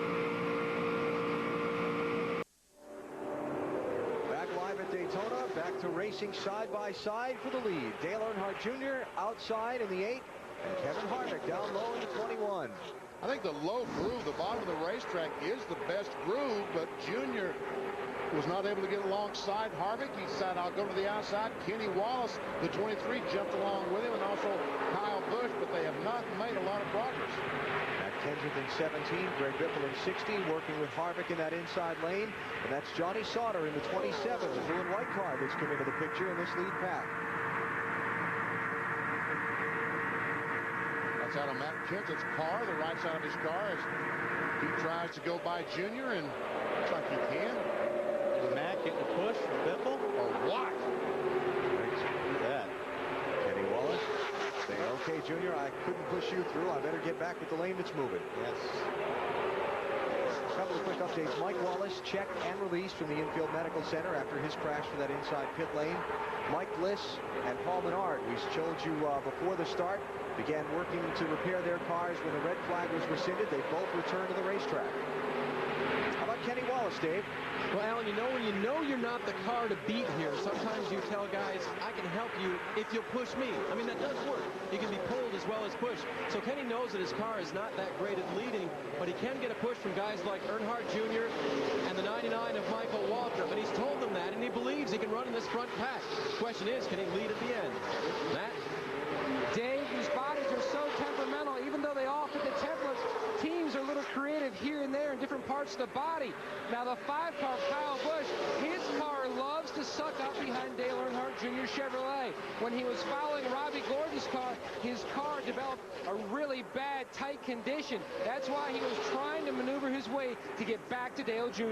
Matt, is he having is the 5-car having trouble getting into the corner? Has he said what the car is doing or where he's having the problem? He says the car is a little bit not to his liking on entries, not that bad off, but he was horrible behind the 55. It really plowed. Yeah, it looks like he is having trouble getting into the corner. It looks good from the center on, but getting in, he's having a hard time. Getting a push right now. 3 wide. And Junior just having trouble fighting his way through this traffic. I guess everyone's afraid if the 8 car gets in front, he'll never be seen again. That's a legitimate fear. Yeah. It is. Squeezed up in front of Robbie. Now, Robbie stays behind the 8 car. Those guys, I think, will get... Oh, that's in front of the 8 car. Yeah, okay. Robbie's got a fast car. We are halfway through this race. 150 miles of the 300. So it is an official race now. Never got to that point on Saturday before the rain intervened. By the way, I see your name scrolling through here on the ticker on the top. Just lost a spot. We appreciate you coming back. I'm a little bit disappointed in Mr. Jarrett for not hanging in there and finishing the job. Coming up here, and he's got all my whole areas messed up over here. What's up with that? We're appreciative he chose to fill in for you on Saturday while you were out there pounding the wall. But you thought you were having a great day. You had a really good car on Saturday. I was having fun while it lasted. It was a good car. Had my teammate and car owner pushing me up the up through the pack, which was a big help. Joe was working that rear bumper. We'll get Dale Jarrett back up with us in one of these other races later in the season when we're going to drive again. He did a great job for us. So we've reached the midway point, and Kevin Harvick continues to lead the Hershey's Kisses 300. Live from Daytona, you're watching NASCAR on TNT. Past halfway of the Hershey's Kisses 300. Kevin Harvick continues to lead. They've been mixing it up a little bit from about 4th on back, and it got kind of wild off turn 4 a lap ago. I think you've got, look at this off turn 4. Watch the 55 car. Gets hit from behind, I guess, by Johnny Sauter and almost turned around. I think it looks to me like it's gotten so wild that Junior's just backed out of this group. It says, guys, go ahead and play, and later on I'll try to get to the front. Or does he have a problem with the car? I'm not sure, but I think you're right on the first one. Matt? VP Junior said on the radio, these guys are driving too crazy. Too many idiots out here right now is what Junior said. So I'm just going to drop back and just ride. NASCAR did warn the 5-car of Kyle Busch. His team said, NASCAR says, stop weaving. Just try to pick a lane and stay there. Bill? Behind the 8 is the 2 of Ron Hornaday, and Hornaday is just too loose to get in traffic.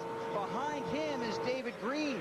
Green's afraid of losing the trap, so he told his spotter to tell Hornaday's spotter, let's go. When he got the word that Hornaday's just too loose, he said, well, he better get going anyway, because we are going to lose these guys. David Green and Ron Hornaday. Hornaday in 11th, Green in 12th. And you see the gap up to the end of that pack there. You're in danger of losing touch with. Yeah, the last time by, they were 1/3 of a second slower than the lead group of Kevin Harvick. Jason Leffler, 0-0, kind of cut out of the herd there, and that sweep on the high side off turn 2. Here comes Johnny Sauter in 27, and David Stremme in 32 by Leffler.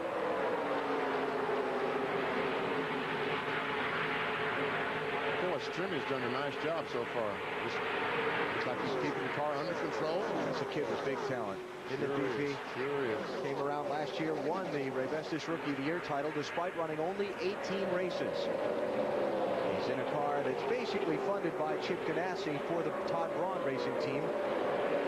And in his first Daytona NASCAR Busch Series race, he's running 8th. You see the 20 car, Mike Bliss, on the bottom of the racetrack, so he has his car back out there trying to pick up as many points as he possibly can.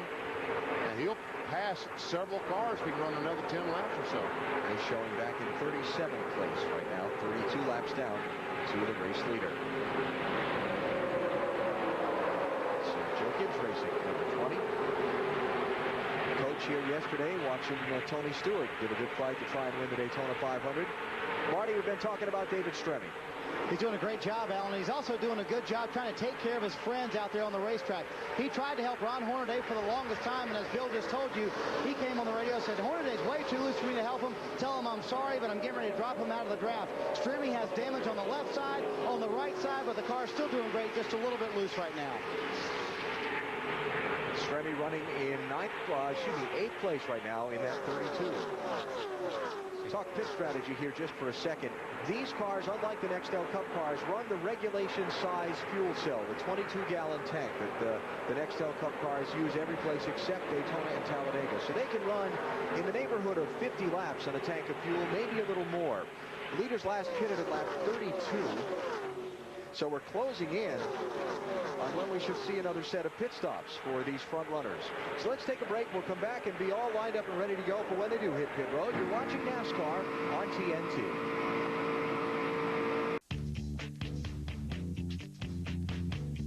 I've been racing all my life. 10 years ago, I won my first NASCAR Busch Series championship. Some people say it's my only championship. I'll say it's my only championship so far.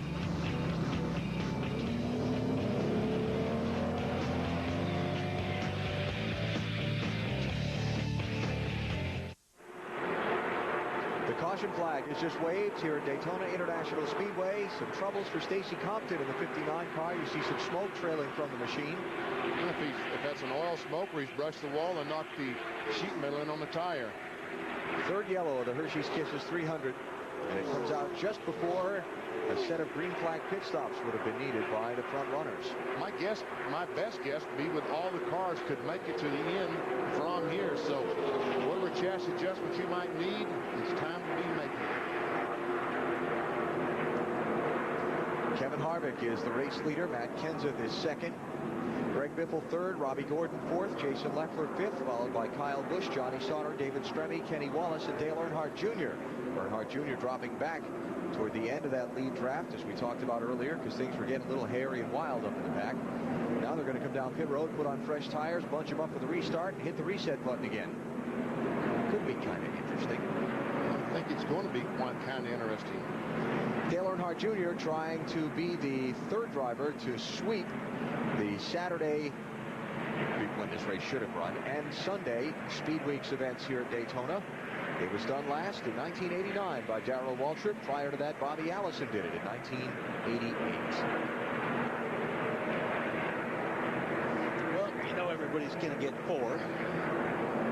Makes sense, wouldn't it? So that would be my guess. I don't think they would try to run 100 laps on left sides. Or not 100 laps, but probably about 75 or 80. So everybody looking for a clean pit stop here to get their guy out first, Dave. Biffle reported in, my car is aero loose and chassis tight. They will take air out of the left side tires. Also make a wedge adjustment, wrench going in the back window right there. Marty? Dave, leader Kevin Harvick can go all the way from here on fuel. The car just a little bit tight, very slight half pound on the right front tire. Kevin's never finished out of top 5 here, but never won. Bill? Johnny Sauter is tight and frustrated. It's an air pressure adjustment for the chassis and a soothing talk for the driver. Matt. The Bud guys wearing Oreo colors today, making a chassis adjustment for Dale Earnhardt Jr. His car was a tick on the tight side. They want to try to free it up so it won't be as tight at the end of this run at the finish. Earnhardt Jr. going to gain several spots on that exchange of pit stops. He went in 10th. Looks like he came off about 5th. Let's check the camera and the scoring line at pit exit and confirm the running order as they left.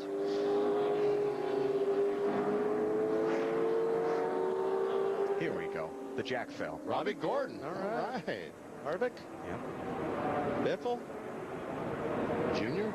Then Matt Kenseth. So Junior beats Kenseth. Yeah. So Junior will get 4th off the pit lane.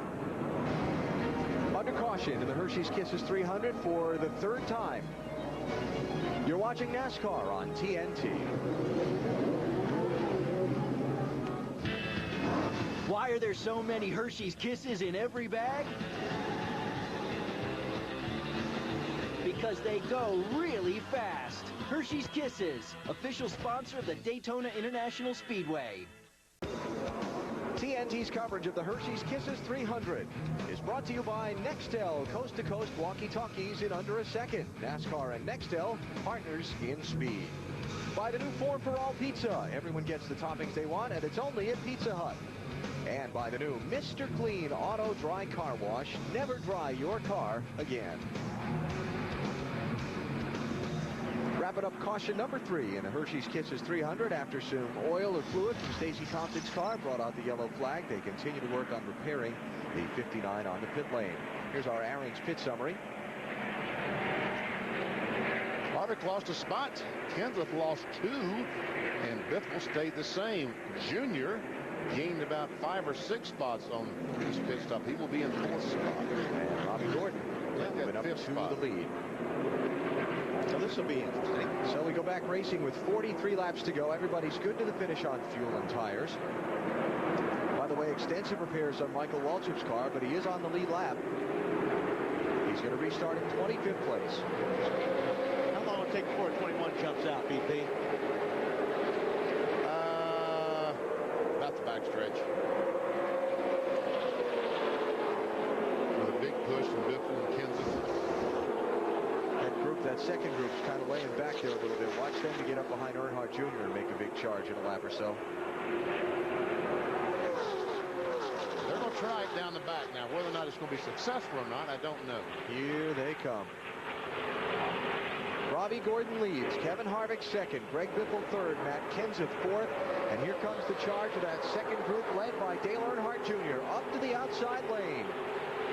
You know, Harvick just pushed the 55 car, and they about drove away from Biffle and Kenseth. I would say they did drive away. Now, here's what I can't figure. All those guys in that second group behind Junior had to know he was going to the front. And when he went up to the outside lane, they didn't go with him. They all scattered back down to the inside line. Now they're all in a big pack. And that outside line still is not being very successful today. This is on board with Greg Biffle.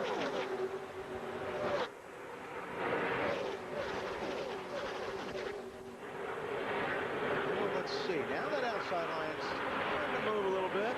Jason Keller in 22, having called his number so far this race. Championship contender has moved up from 30th starting spot.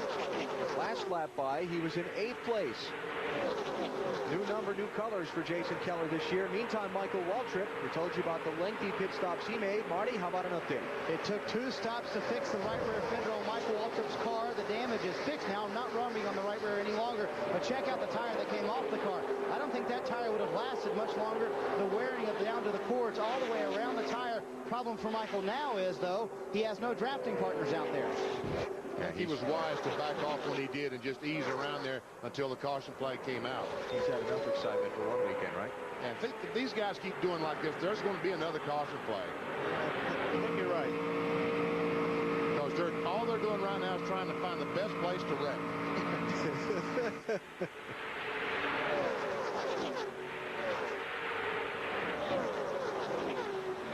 Talking about Jason Keller, Matt. And BP, that's exactly why Jason Keller was riding in the back. Earlier in the race, he'd made a pack with both Michael Waltrip and a 25 of Bobby Hamilton Jr. just to hang in the back to try to stay out of the way. The car very good today. The only problem, it was actually running too cool. Dave?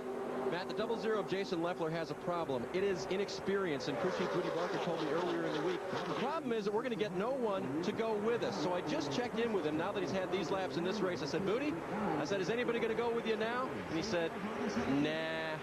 Marty? Dave, earlier, Benny talked about Kevin Harvick trying to make his move as soon as he could. And I talked to Kevin before the race. He said, listen, I'm going to try to be up front and leading this thing as much as possible today. I was so frustrated yesterday by riding in that second pack. I want to lead today, Matt. The problem for Robbie Gordon really isn't who is in his mirror. It's his race car. He was telling his team before that last pit stop, my car is pushing, and then also it's way too loose. I really want to make changes, but I'm afraid if I make a change, it'll make one or the other worse. So they're just going to leave it alone. He's just riding right now with a loose and tight race car, Dave. Matt, we continue to see Greg Biffle in the 60 car run that bottom line. He radioed in, I can only run on the bottom. I'm going to have to live or die down there. And if they want to go around me on the outside, well, then I'll just have to live with that. Marty? Dave, last time Matt Kenseth was a little bit tight on that last run. They made several small changes up on the track bar. ½ pound out of the right front tire, 1 pound out of both left side tires. He said, I have to be able to use both lanes if we want to win this race. Bill? Last caution, a big break for Bobby Hamilton Jr. He had lost the draft. Now he's right back in the middle of it. Car was just a tick free, but as crew chief Harold Holly says, we've got something for him last half of this race. Ooh, Greg Biffle popping to shut the door. That was close. That was extremely close, but poor Robbie is now in the middle, and we talk about high-low. Middle is definitely not where you want to be. No, Robbie's going to have to get back off the throttle and get back in line somewhere because, yep, you do not want to be in the middle. That's what we did.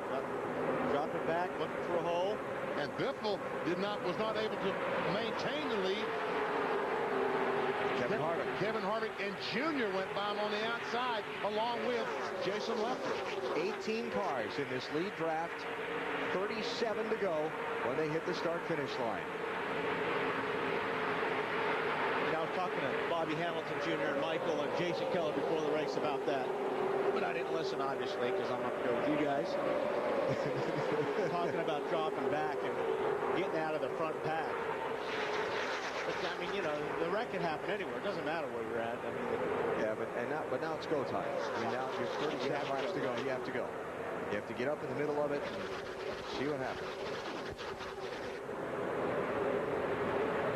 There's a lot of experience in this lead group, but there's a lot of inexperience as well. And with the cars under this rules package, all it takes is one driver to make a mistake. Oh, yeah. All he's got to do is move up and touch somebody, and we've got another 12 cars involved in the crash. There's no question this makes for extremely entertaining racing. The way the cars can draft, the way they pass, it's a lot of fun to watch. But for the drivers, it's very nerve-wracking because you are in that tight pack all day. Yeah, and the driver's a lot busier with this package because not only you're trying to watch your mirror and protect your position, but you're all over the racetrack because the cars aren't handling as well as they used to because of the package that we have right now. So, yeah, it's pretty wild out there. Oh, Biffle, here he goes. Junior for the lead. That's almost identical to the same spot he passed Tony Stewart yesterday for the lead in the Daytona 500. That's Sauter down inside. Johnny Sauter. Trying to get down the inside lever and does it. Brave move there. And now dropping down 3 wide. Greg Biffle with a charge on Sauter. 3 deep at the start-finish line for third. Oh, yikes. Now they got Sauter where he does not want to be. Bill.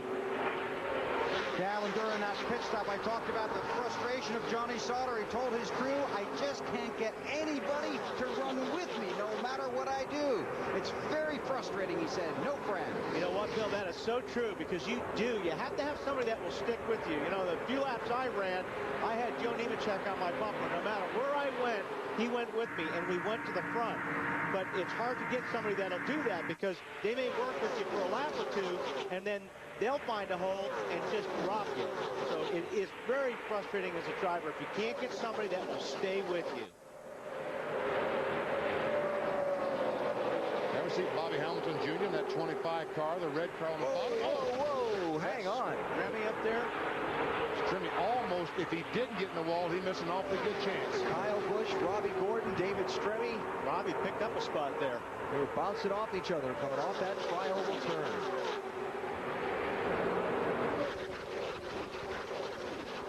Tense racing. Oh, wow, Matt Kenseth, man. Hamilton Jr. flirting with the yellow out-of-bounds line.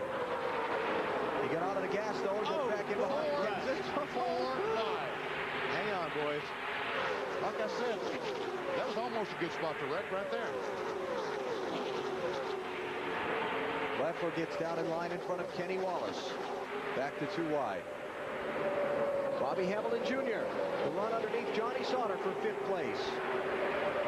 But Ron Hornaday goes with his Richard Childress Racing teammate, Sauter, to the outside. Here's Harvick, bid for the lead.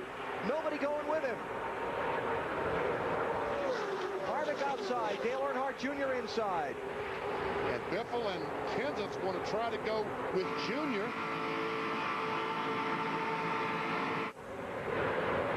Dave Burns. Guys, Biffle radioed in. I'll go apologize to Harvick, but I just can't draft up there in the high line. Okay. I'm sure Harvick will be happy to hear that. Yeah. That's not going to matter much. Yeah. Matt Kenseth, big run up to Biffle's back bumper. See if they can make a charge up on Dale Earnhardt Jr., who's out by a couple of car lengths.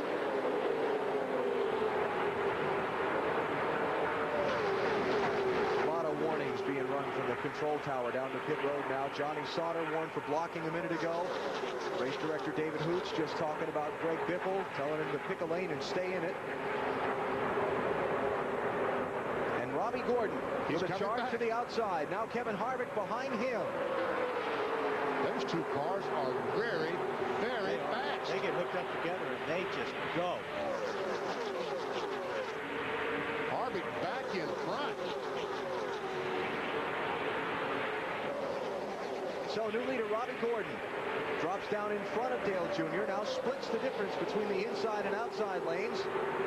Matt. Many times the spotters can actually see a lot more than what the drivers actually think they're seeing. Robbie Gordon 3 laps ago, he wanted to run the middle because he's surrounded by a lot of inexperience. His spotter said, no, stay on the outside. We'll take our time. That's exactly what happened. He manipulated that outside lane and got all the way to the point. Wasn't he leading going by the start-finish line? Where did Junior come from? He just blew right by him. Robbie Gordon went up to that high lane, and Junior led the inside charge. I think Robbie, what he's trying to do is pull Harvick along so they can both get down to the bottom. But Harvick just can't quite clear Biffle's car to get down there. Robbie's trying to stay with Harvick. Uh-oh. Don't do that, and now Harvick is up to Gordon's outside. With help from Johnny Sauter. This is tense. Yeah, it is tense. And it's tense inside those cars right now. Like I said, these cars are moving all over the place right now. The air's doing weird things. The tires don't have traction.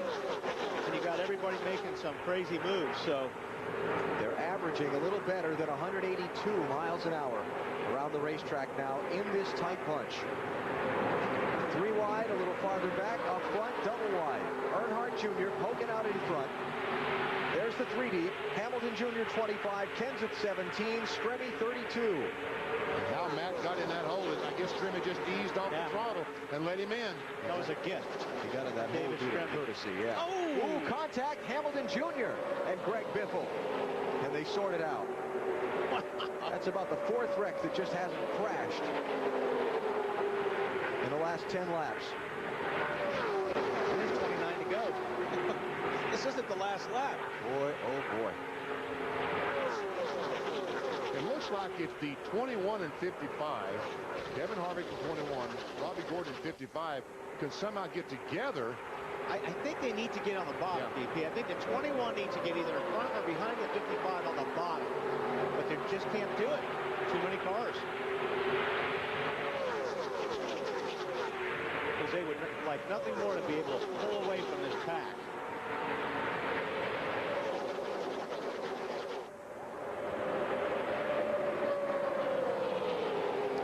All right, one more commercial break before the challenge. Oh, wait, trouble. Robbie Gordon gets bumped. And another wreck that just didn't happen. What a save by Robbie Gordon. Now Biffle is in the middle. He was running about 4th. He's going to be running about 15th when he comes back around the next time.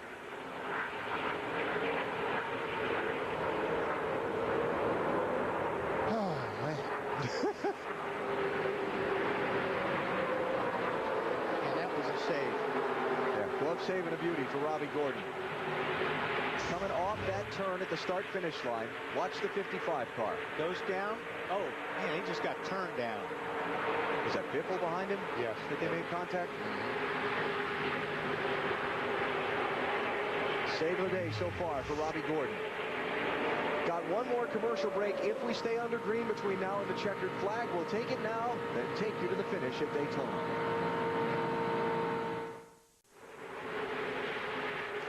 The NBA on TNT, Thursday, 7 Eastern. The Kings take on the Timberwolves and the 76ers and Sonics. Coverage begins with TNT NBA tip-off presented by Gatorade. TNT NBA Thursday. Let the truth be told. Well, we got him single file for a while there, VP. Yeah, but back in the back, they're still dicing and trying to figure out who's what. 24 laps to go. Earnhardt Jr. is the leader. Kevin Harvick second. Johnny Sauter third. Matt Kenseth fourth. David Stremme fifth. Kyle Busch up to sixth in the 5-car, Matt. One reason for Kyle Busch's aggressive move to find that clean air, The water temperature has climbed to 270. He's turned on a fan. That hasn't helped. They're just crossing their fingers, hoping it'll hold the distance. 19 cars in this lead draft. The problem is when you do that is when you're following somebody, you're going to follow that car. And then if you have 7 or 8 guys following somebody that's weaving in and out, the whole line weaves in and out. Here we go, battle for the second position. Johnny Sauter on the move. Has some help with Kenseth, Stremme. A lot of help. Man, they just keep running into each other. Back second, third, through fifth. Well, there isn't a straight rear bumper on any of these cars. They're all caved in. Yeah, I think at this point, the real story is we've seen all this shuffling around going on behind the 8 car. And we've seen some guys try to take the lead. What's from all the that fluid? Sorry, Alan, but there's a lot of fluid coming off of somebody's car right now. Might be the 5 car was overheating. Yeah. Did we just hear Matt report that on pit road? Well, he's got to run out of water soon. Exactly, because that's a tremendous amount of water hitting our camera lens. How about Greg Biffle, Dave? Just shouting over his radio, the 5 is oiling me down, the 5 is oiling me down. Of course, we believe that it's water based on Matt's report, but Greg, of course, any fluid coming back is just making him mad. Greg Biffle, 7th last time by the start-finish line. This is not a good line here. Dave? VP, and he goes up to the middle there. Remember he said he'd only run the bottom? Well, unless someone sprayed his windshield to death. Yeah, and that's what he's doing, Dave. He is covering that windshield. And he's trying to get around, but not having much luck at it right now. Yeah, we can clean the camera for everybody at home, but he can't do that with the windshield.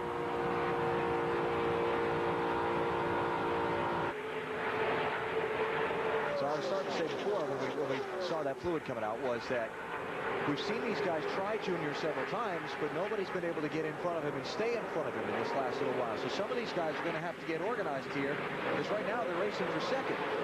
No, you're right. And I think the two fastest cars when they're together are Harvick and Robbie Gordon. Those two guys got to get together. They got to make good pit stops, come out together, and work together. But right now, Robbie Gordon is in 10th, and Kevin Harvick is in 4th. Both David Stremme and Kyle Busch loose off that corner. The 5-car Busch tapping the wall, as you saw from the onboard view. Never lifted his foot off the gas, and he stays in 7th place. Uh-oh, we got some He's smoke. going to blow up. He's Right running rear. out of water. No, that's what the fender. Right rear, yeah. Matty? Kyle Busch says the temperature now up to 290. The air not helping. He says, you know, it feels like there's fluid on the racetrack. Everybody's slipping and sliding. I wonder where that came from. I wonder. Yeah, he's going to give it up. Tough braking, kid. You did a great job. Watch this as the 5-car touches the wall off turn 4. That may have been because of the fluid. Yeah. That's a pretty good hit. Yeah. So Kyle Busch's bid for a good finish in his Daytona NASCAR Busch Series debut will come up short by 19 laps. That's a lap car to the inside the leaders are overtaking. A couple of them, Mike Bliss in the 20 and Rick Markle in the 68.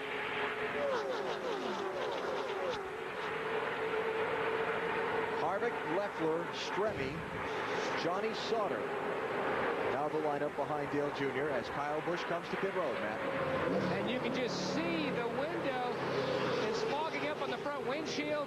The whole cockpit is just filled with smoke. They were talking about, after they changed the tires, putting some water into it.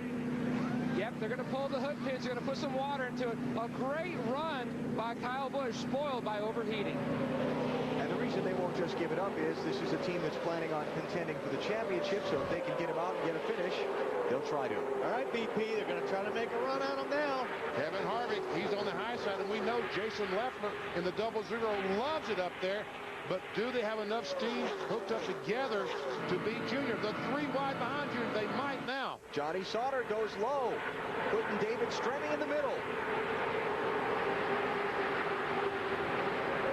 See, that just takes all of Harvick's drafting help away. I'm surprised Sauter didn't jump up there and help Harvick. Marty? Alan, if you'll remember our pre-race show on Saturday, Kevin Harvick said the place you want to be late in the race is not in the lead. It's too easy to pass with this package. Where you want to be is second or third. If you'll follow Kevin's progress, he's dropped back to like 8th or so a couple of times, worked his way back up to second, and found which groove works best for him. And Kyle Busch has shut the car off. He is climbing from the race car. They were putting water in it, and they could see the water was leaking from the back. Kyle, I know, very disappointing finish for you. Yeah, it really is. I mean, these guys worked their hearts out. We had a great car. The low shotback Chevrolet was awesome today. I mean, we're running up front with all the rest of the guys and getting dumped by all the masters and getting treated like a rookie. So this proves to show that these guys don't give up, and neither do I. And you know why he was getting dumped like he was a rookie? Because he's a rookie. Exactly. You got it in one, Wally. 17. You just have to expect that when you come to these places. You have to earn the respect from these drivers. You have to earn the right for them to draft with you. And I mean, you can have all the talent in the world. That's just something that's going to take some time. 16 laps to go. Johnny Sauter now second, Bill. And showing tremendous patience, and Wally, maybe he is earning some of that respect. With Junior, because Newt Moore said that's the car you got to go with in this race. The only thing is they want to get by him. But remember, he had no friends before, but he's going to have a few friends here before it's over with. He's going to need a few friends. Now, right now, Robbie Gordon and Kevin Harvick only have Greg Biffle's car between them. If Harvick can somehow get to the outside and those two cars get hooked up, they might be able to do something. I agree with you. Those two cars look fast. If you missed any of the Daytona 500 late night tonight here on TNT, on-court presentation of the 46th running of the Great American Race. 26 lead changes. Late race pass for the win. Dale Earnhardt Jr. getting by Tony Stewart as two of NASCAR's biggest stars fought it out for the victory and the sport's biggest trophy. All right, BP, now we got them lined up. Yep. Now, if Harvick and Robbie will just work together, they got a shot. I bet the under. I don't think they will. Well, just don't. Past history shows. Yeah, well, not because of that. I just think that it's going to be very hard for them to work their way up through these other guys without these other guys' own plans interfering with them just working together. You got Johnny Sauter, you got Matt Kenseth, you got David Stremme. You would think Johnny would work with those guys. I mean, they are teammates on the Cup side. Here we go. Harvick to the outside with Robbie Gordon. I think what works to Dale Jr.'s biggest advantage here is that they've separated themselves, those front six cars, from the rest of that group. It's fewer he has to deal with. And if I was Bobby Jr., I'd be making a move right now because you know Robbie and Harvick will probably go with you if you start showing any forward movement because they want to get to the front of this deal. I guess that's David Stremme. Yeah, it was Stremme there. Talked about this earlier. Drivers who've swept the NASCAR Busch Series and Nextel Cup Series races at Daytona. Set. Matt looking for a spot. Sauter to the outside, cut out of the herd. Boy, they used up Sauter, didn't they? Made a move like they're going on the outside. He went up to go with Kenseth, and Kenseth dove back to the bottom with Junior. Now you got Harvick up on top, and you got Robbie Gordon. Okay, now Robbie gets in line. Look at this. They all line up in that outside lane. They know they've got to get rid of Earnhardt Jr. to race it out from among themselves for the win. That's exactly. Harvick goes up on the outside of Robbie. See? But that could work in Robbie Gordon's favor because now he's going to try to pull up that side behind Earnhardt. That's Earnhardt in the blue and white, number 8. Robbie Gordon behind him. Whoa, David Stremme just pushing Johnny Sauter. Stremme in the red car, the 32, a Daytona rookie.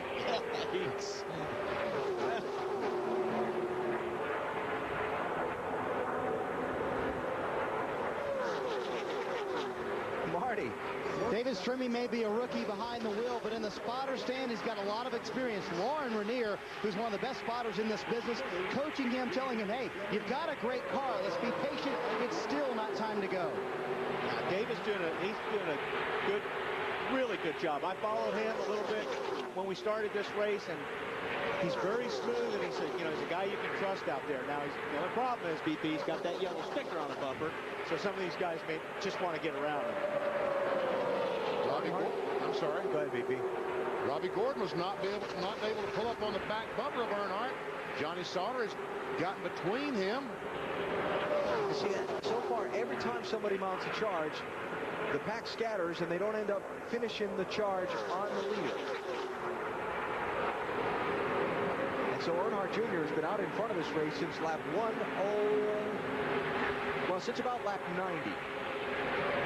And Matt Kenseth, who was running second and third just a few laps ago, has fallen back to 6th or 7th.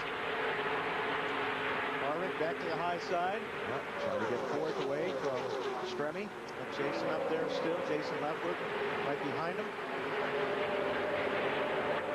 And that little bit of side-by-side racing among the leaders allowed the second pack to close in again. If some of those guys in that second pack would get in line and just make a run at it, we've seen so far today, that's just not, they're not inclined to do that. See Robbie jump up now, get in front of the 21 car. Figured he couldn't do that. And then back down. Whoa, look out, Robbie Gordon. Did he and Stremme make contact? Must have for him to dive down like that. Look at the back bumper on the 55 car. Just caved in.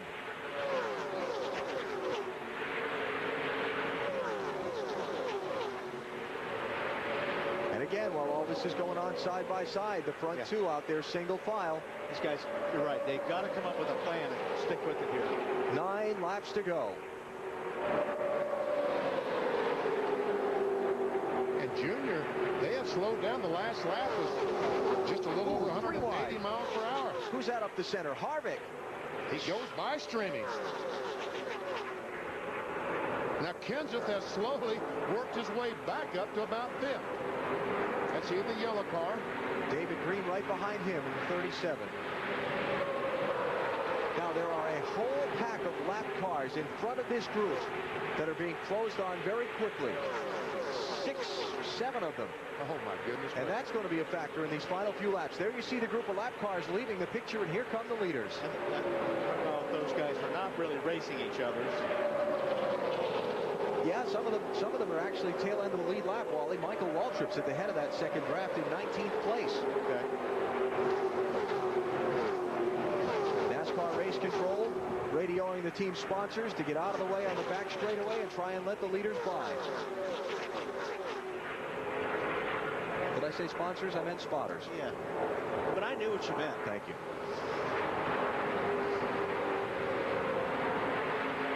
It's only excitement.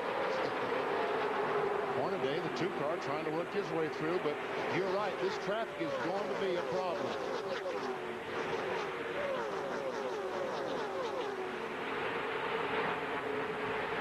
If anything, it's going to bunch them up even more.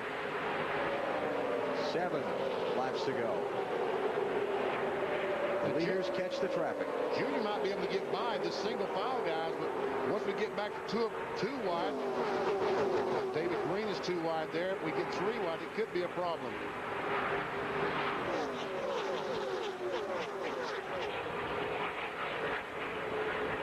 Ooh, boy. David Green had to squeeze in line behind Jason Leftwood. And the other thing this is doing, having to take a few laps to get around this pack of cars.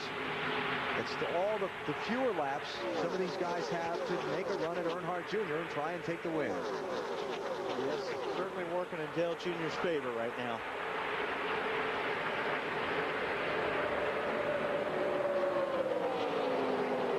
Stremme, that yellow car on the inside, trying to use some of these lap cars, and there we see Harvick trying to make a move for 3rd spot.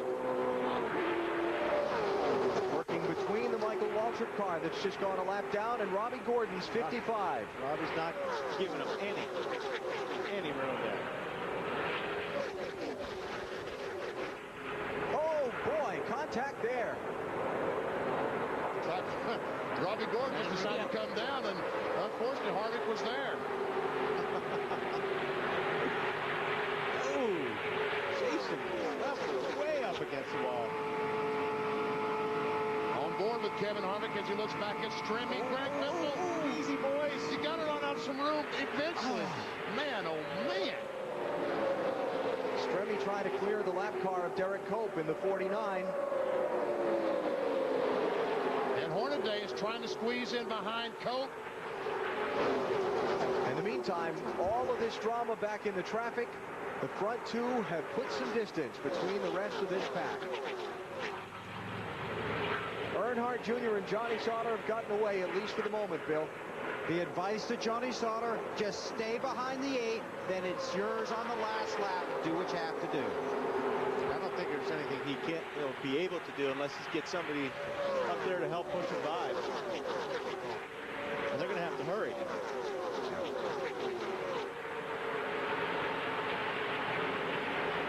There are 4 laps to go in the Hershey's Kisses 300 at Daytona International Speedway. The Monday matinee after this race postponed by rain from Saturday.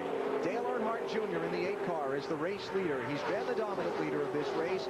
He's trying to back up his big victory in the Daytona 500 yesterday with a sweep of Speedweek's 2004's 2 biggest events. All right, Robbie and Harvick can get a run. They got a lot of help behind them right now. They got to time it just right. They're running 3rd and 4th. Kevin Harvick, Robbie Gordon. David Stremme is in 5th. 18 cars on the lead lap, most all of them, 17 of them in this pack, along with a few lap cars. Can they gang up on Dale Earnhardt Jr. and take the lead and the checkered flag from his grasp? 3 laps to go. There we go. There it is. Oh! Johnny Sauter, the 2 car, the car in 2nd spot, moved down to block that move of Kevin Harvick. Matt Kenseth up in the outside lane. Nobody goes with him. Yellow car. Now they give him some help. Earnhardt Jr. Little snake move down the backstretch to try and break the draft. Ooh, a bump there on Kenseth, and he regains control. Ron Hornaday in the 2 nipped him in the back bumper and turned him sideways for the 2nd. And that separated those front 4 from that 2nd group. Robbie, when he makes his move, he's got to make it with enough momentum that he gets beside at least a bumper on Johnny Sauter and able. For him to pull it off, he's got to get beside him. 2 laps to go. Sauter's looking in that mirror every other second. And a crash now, and the race is over. They're past the point at which NASCAR will use the red flag in order to try and have a green flag finish. On board with Dale Earnhardt Jr. as he looks back at Johnny Sauter. No movement. I don't think they've got enough, Benny. Earnhardt Jr., Johnny Sauter, Robbie Gordon, Kevin Harvick, the front 4. 2nd group led by Matt Kenseth. As they come to the white flag. Final lap of Speedweek's 2004 Daytona. Can anyone draft by the 8 car and pick up the win, or will it be Dale Earnhardt Jr. with the sweep?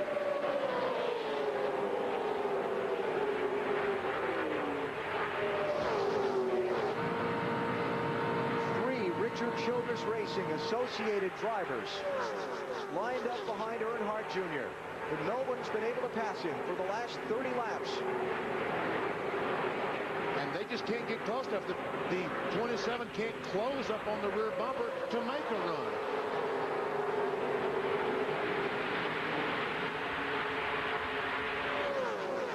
It's not that he doesn't want to, he just can't. Final turn. Chance, and it's not going to be enough.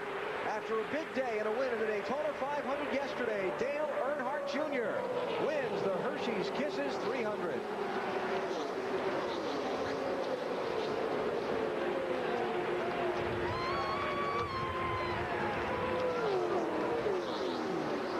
His 3rd consecutive NASCAR Busch Series win here at Daytona International Speedway. His 3rd win of Speedweek's 2004. What did we say? His father won 5 of these in a row? 5 straight, yeah. And he wants to. He said that he would like to tie that record. Well, hard to do. Yes, it is. Very hard. But he's gotten a good start on it. Johnny Sauter was 2nd, Robbie Gordon 3rd, Kevin Harvick 4th, Matt Kenseth with a little congratulatory donut. finished 5th. Followed by David Stremme, Ron Hornaday, Jason Leffler, Jason Keller, and David Green got the final top 10 spots. And a big couple days for Tony Eury Sr., Marty. Well, I hope you're not tired of winning. And who needs sleep anyway, right? Well, we just hold fillers today.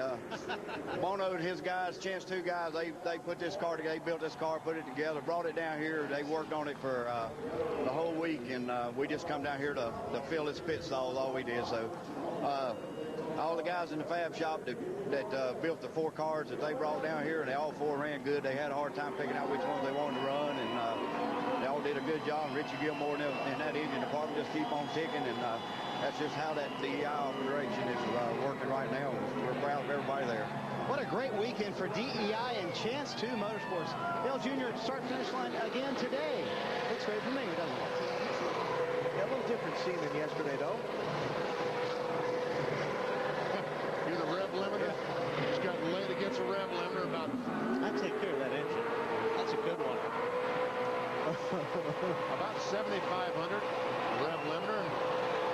And now he's got the nose up against the bank. It won't go anyplace, so he's burning the rear tires off. I think that was kind of the idea. A stand-in smoker. And he's probably going to come out of the car here and salute the fans. That's the half of a $1,500 set of Goodyears laying there.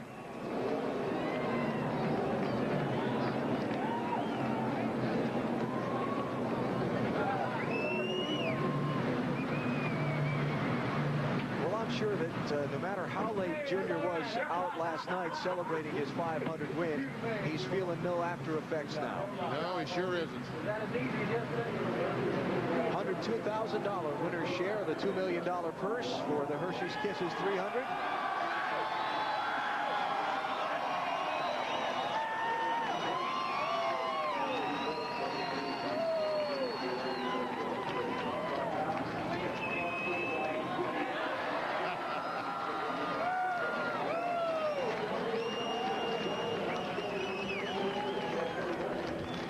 One Speed Weeks that Dale Earnhardt Jr. will never forget. Kevin Harvick and Robbie Gordon sharing a moment or two about the race. Finished 3rd and 4th. About that, what they were trying to do, trying to accomplish, and how it did or didn't work. Looks like they were having some fun, though. Yeah. I can't believe he started. He's stuck. It's stuck. It will not roll in the mud. Okay. Grass still pretty wet from the rain we had Saturday. There it goes.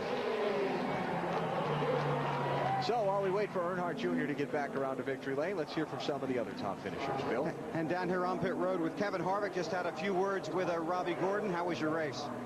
It was fun. I was just telling Robbie and Johnny, it was, you know, that's how it's supposed to be. You're supposed to be side by side, beating and banging and having a good time. So that was a lot of fun, and we were all having fun. And you get such a run on people, it's hard to work with people unless you're single file. So it was a good time. Good day for the Hershey Kisses Chevrolet. There was some beating and banging going on out there. Yeah, there was, but, you know, all of us know that that's part of it. And sometimes you're on the leading stick of it, and sometimes you're on the end of the stick. So it's, like I say, you know, Johnny and Robbie and all the guys did a good job, and the Hershey Kisses Chevrolet was just a lot of fun to drive today. Just knocked the fender in there at the end, and I couldn't keep up with them, or might have been able to make a run, but good job for us. Because even the 3 of you couldn't catch the 8th. Imagine that.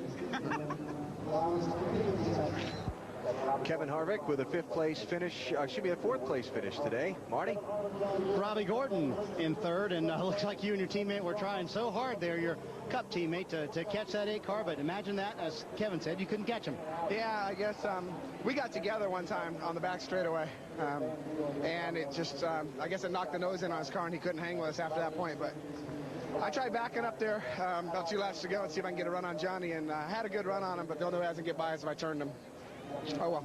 It was a good decision not to turn him. So, nice first ever Busch Series start for Robbie Gordon. Finishes 3rd here at Daytona. Matt? Here in the Hershey's Kisses victory lane, Dale Earnhardt Jr. for the 3rd straight Busch Series win here at Daytona. In the February race. And the shower commences. Spikes the kiss. Wow, what a day. Did you work harder here today than yesterday? Oh, well, it might look like it. I just kind of stayed up front, and when I got somebody on the outside of me, there was always somebody to help me. Johnny helped me a lot there at the end. You know, just I didn't know whether I was going to win or not. I mean, it's this package everybody can pass so easily, so it's just any man's race, really. Now, you told me at the beginning of the race that you didn't want to jinx yourself. Now, you've got 3 straight in this event, 2 more to tie your dad. Yeah, 3's a lot.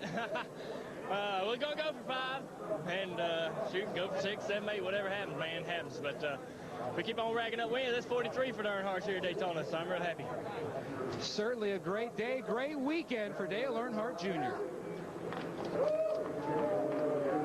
Yeah, sure was. He had a strong car today. I mean, he really, and he put it where he needed it, right on the bottom, too. So what do we talk about? He has won now 9 races here in Daytona, and his father won 34 total? 34. Wow, 43 times. That's unbelievable. It's a good start on it, though, huh? I'm telling you. Bill. With Johnny Sauter. So, were you frustrated or satisfied when it was over? I heard you talking during the race. I don't know. I mean, I'm just so proud of this Kleenex Winn-Dixie Pontiac guy and this whole team. I mean, they did an awesome job. I screwed up on Saturday, come from the back to third, and on pit road, hit my tire carrier, and put us back in the back, and they did a great job of fixing it. And I knew this thing was really strong after Saturday, and I hate it that Dale Jr. won again. I mean, I'm happy for him, but I hate it. And you couldn't do anything with him, Johnny? I couldn't. I really felt like Kevin Harvick had the best car today, but you know, I kind of hung him out there, and you don't want to give up the bottom here, especially when you're behind the 8 car. And all in all, it's a good way to start off the season. Newtmore, all these guys did a great job. It just, you know, it's good. I want to thank Chevrolet. Goodyear tires were awesome today, and looking forward to Rockingham. Marty, go ahead. Well, Alan, it was a lot harder, I think, out there for Matt Kenseth than it looked like. You just didn't seem like you could get anyone to draft with you. How was that, Matt? I just couldn't. I don't mean I had people draft me. I just couldn't get myself in the right position. So when I tried to make a move on somebody, then the whole line would come on the other line. So if I was on the bottom, they'd go to the top. I just could never get it to work right. So I needed to get my teammate Greg back up in there to help me a little bit. But it was a good day for our Bear Aspirin car. These guys worked really hard on this car back in the paint shop and in Fab Shop to get this thing ready. They're really behind over there, and they did a lot of hard work to get it ready. So we had a good effort today. Junior only had one drafting partner in Johnny Sauter, and there was a whole train of you guys catching them. Were you surprised that you couldn't get around them? It's hard to pass the leader. When a 21 was in front before, it was hard to pass him. I followed him for a long time. And actually, when Johnny made a move to go with the outside of Dale Jr. for the lead, I went with Dale Jr., but then everybody else stacked up on the outside again. And Jr. somehow has such a strong car, he can stay up there by himself. And I couldn't hang in there, and I fell back and had to work my way back up in there again. Matt keeps his Busch Series Daytona streak alive. He's never finished worse than 6th here, Alan. And we check the finishing order for today's Hershey's Kisses 300. Dale Earnhardt Jr. with the Daytona double picks up the victory today after his 500 win yesterday. Johnny Sauter, 3rd consecutive top 10 finish at Daytona. Kevin Harvick, 4th top 5 in 4 races here. And David Stremme, 6th place finish for a Rebecca's Rookie Challenge. Last on the lead lap was Gus Wasson. In 18th place, Michael Waltrip led that group of cars that were put a lap down by the leader in those final circuits around. Of course, Kyle Busch fell out of the race late with the engine troubles. Gets a 24th place result on his Daytona Busch Series debut. And Mark Truex Jr. back in the 28th position. A team car to the 8th. Was involved in the crash, could not continue. And now a lot of the drivers involved in the 2 big crashes in the race. The one today, and then the one on Saturday. Joe Nemechek in the one Saturday, along with Wally, Casey Kane, Johnny Benson. So Speed Weeks 2004 is over at the Daytona International Speedway. Dale Earnhardt Jr. with a double victory celebration. More to come from the World Center of Racing after this.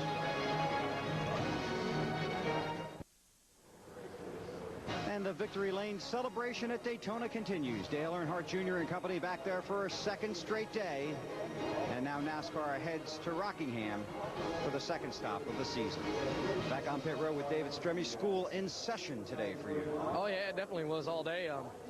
We talked to everybody, and they said, no, we're not going to gas. So we come on and gas her right away, and Robert Presley come in, hit our fender, made the car really tight. But, you know, everybody did a great job on Trim Spot Dodge. Them Cup guys were getting a little wild up there, pushing me, trying to use me up, and I wasn't giving up at all. And I learned a lot. So when we go to Talladega, you know, maybe I earned some respect from some of them guys. But really good for our point situation. We'll head to Rockingham and try to gain some more. You said they used you a couple of times. Oh, yeah, they were hitting. I used Robbie up, too, though. I got into him. What happened there? I mean, you get such hellacious runs, and I didn't want to give too much up because early on I was giving it up and then got hung out. And I think everybody got hung out today. We were trying to work with each other. I was trying to work with Horn today, and he was too loose. And we got our car handling pretty good, but Matt kind of snookered me there at the end. He gave me such a great push in the corner. My tires were wore down so much that I had to roll out. But I learned a lot. I was very fortunate today to finish in one piece with all the big wrecks I was missing, and I was happy for Trim Spot Dodge. Congratulations. Thank you. Dave? Kenny Wallace and Jason Leffler here. We'll go with, gosh, I'm looking down my list here. We'll go with Leffler first only because he finished ahead of you, Kenny. But I know, Jason, I know it was a huge pile there at the end trying to get through this. How did you get through? Because it especially looked like no one was helping you today. Yeah, I mean, we had a great car, and Kenny helped me quite a bit. I just got so loose I couldn't stay on the bottom, and even by myself the last 3 laps I was practically wrecking. I needed all the track and wanted to go from the bottom to the top, and it was fun. You know, we came home one piece in the Haas Automation Chevy. Monte Carlo was really fast. All the guys did a great job. Now, Kenny, I know your car, you didn't make a lot of adjustments all day, but then I heard you report in that it went pretty loose at the end. Yeah, I don't know why. You know, we ran up there in the top 5 all day long, and then we made that pit stop. We came out good, but then all of a sudden we started getting loose, and I started hunting the high side. Then the high side was running pretty good. We was making gains, but went for a real good finish there at the end, and should have just stayed high. Ended up getting 12th, so a little disappointed, but, you know, Stacker 2 Chevy, 12th, strong, and we'll get going on to Rockingham. Now, is this the rules package for you here at Daytona? Did you like it? I liked it. It was great. I mean, there was nothing wrong with it. You know, we've been through this deal before. You know, the old rule package, everybody was single file, no action. Right now, we're on top of everybody, and that's what makes good TV. Kenny Wallace brought it home in 12th in one piece, guys.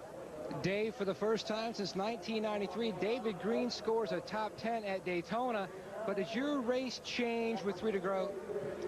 Yes, it did. We, started the race, our car got extremely loose, and probably because today was sunny and the other day was rainy looking, but I was so loose I couldn't hold on to it, and they unhooked the rear bar, put us in the back, and, you know, I tried to be cautiously aggressive getting back up through there, and, boy, it played right in my hand, got behind Matt Kinson. It's going to stick with him, and all heck broke loose. Everybody started going 3 and 4 wide, but then I got loose again, got into the wall off of 2, and at that point it was save what I could. But we're proud of our whole Bruco team. Over the winter they worked their tails off to put 2 cars in the top 10.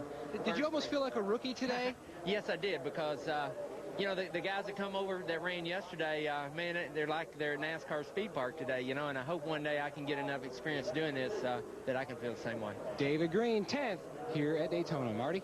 Well, Matt, Jason Keller's first reaction to me was, whew, I'm glad that thing's over with. But Wally, are you listening? He did what you should have done Saturday. Now, we talked about it. He laid in the back, and he wound up finishing 9th. So maybe Wally should have listened to you Saturday, huh? I don't know. Sometimes you turn out to be doing the right thing. So Miller High Life guys really did a good job. Car was built in a really short amount of period of time, and man, it was wild. I like the fact that you can pass, and that's good. You can get racy, but cars got a lot of downforce on the rear of them, so they make them a handful to drive. But got to go up there and mix it up with them there at the end, and pretty proud of the Miller High Life guys. For Jason, that's 4 top 10s in his last 6 Daytona races. Dave? Bobby Hamilton Jr. finished 13th today. Bobby, we didn't see you run up front a lot. Was that the plan, or could you just not run with the front pack? No, that was a plan. Me and Keller sit back there and waited for the big one, waited for the couple big ones, and survived it at the end. We went that last caution. We was running in the top 5, top 10 area, and just burnt the right front off of it. It had cord showing, and I could feel it, so I just backed off and let the Marines forward just get it finished. Come out of here and get a decent start for Rockingham, and go on from here. Saved the car, brought it home, Alan. So $100 grand for winning today, and $1.5 million for winning yesterday, $1.6 million in 24 hours for Dale Earnhardt Jr. and company. That's pretty good. To go, we caught up with a 7th place finisher in today's Hershey's Kisses 300, Ron Hornaday. Well, Ron, a top 10 for you. I know though that it wasn't easy out there today. A lot of weapons out there, I'll tell you. You try to play it easy and try to work with somebody and try to save the car, and then they go 3-4 wide. But the AC Delco car was awesome. RCR motors, spinning everybody back to top. I had a lot of fun, but we just were so loose getting in. I mean, once we checked up, I mean, we just couldn't get a run on them. And I don't know. I think we should just put bumpers on the side of these cars as much as we're beating and banging down the straightaway. So there was no much bump draft, and it was just side by side slamming. But fun racing. I mean, that's the Wickers. They got to show that they wanted to see, so it was pretty good. And there's a new idea for the rules package, guys. Bumpers on the side from Hornaday. Ron with a 7th place finish today. Dale Earnhardt Jr. bringing down the curtain on Daytona Speed Weeks with a victory on Monday. A memorable Speed Weeks is over. Don't forget the encore presentation of the Daytona 500 at 2 a.m. Eastern and Pacific tonight here on TNT. Dale Earnhardt Jr. winning the 500 and today's encore in the Hershey's Kisses 300. Our friends from Fox handled things for a while. NASCAR on TNT and NBC joins you again at Chicagoland Speed.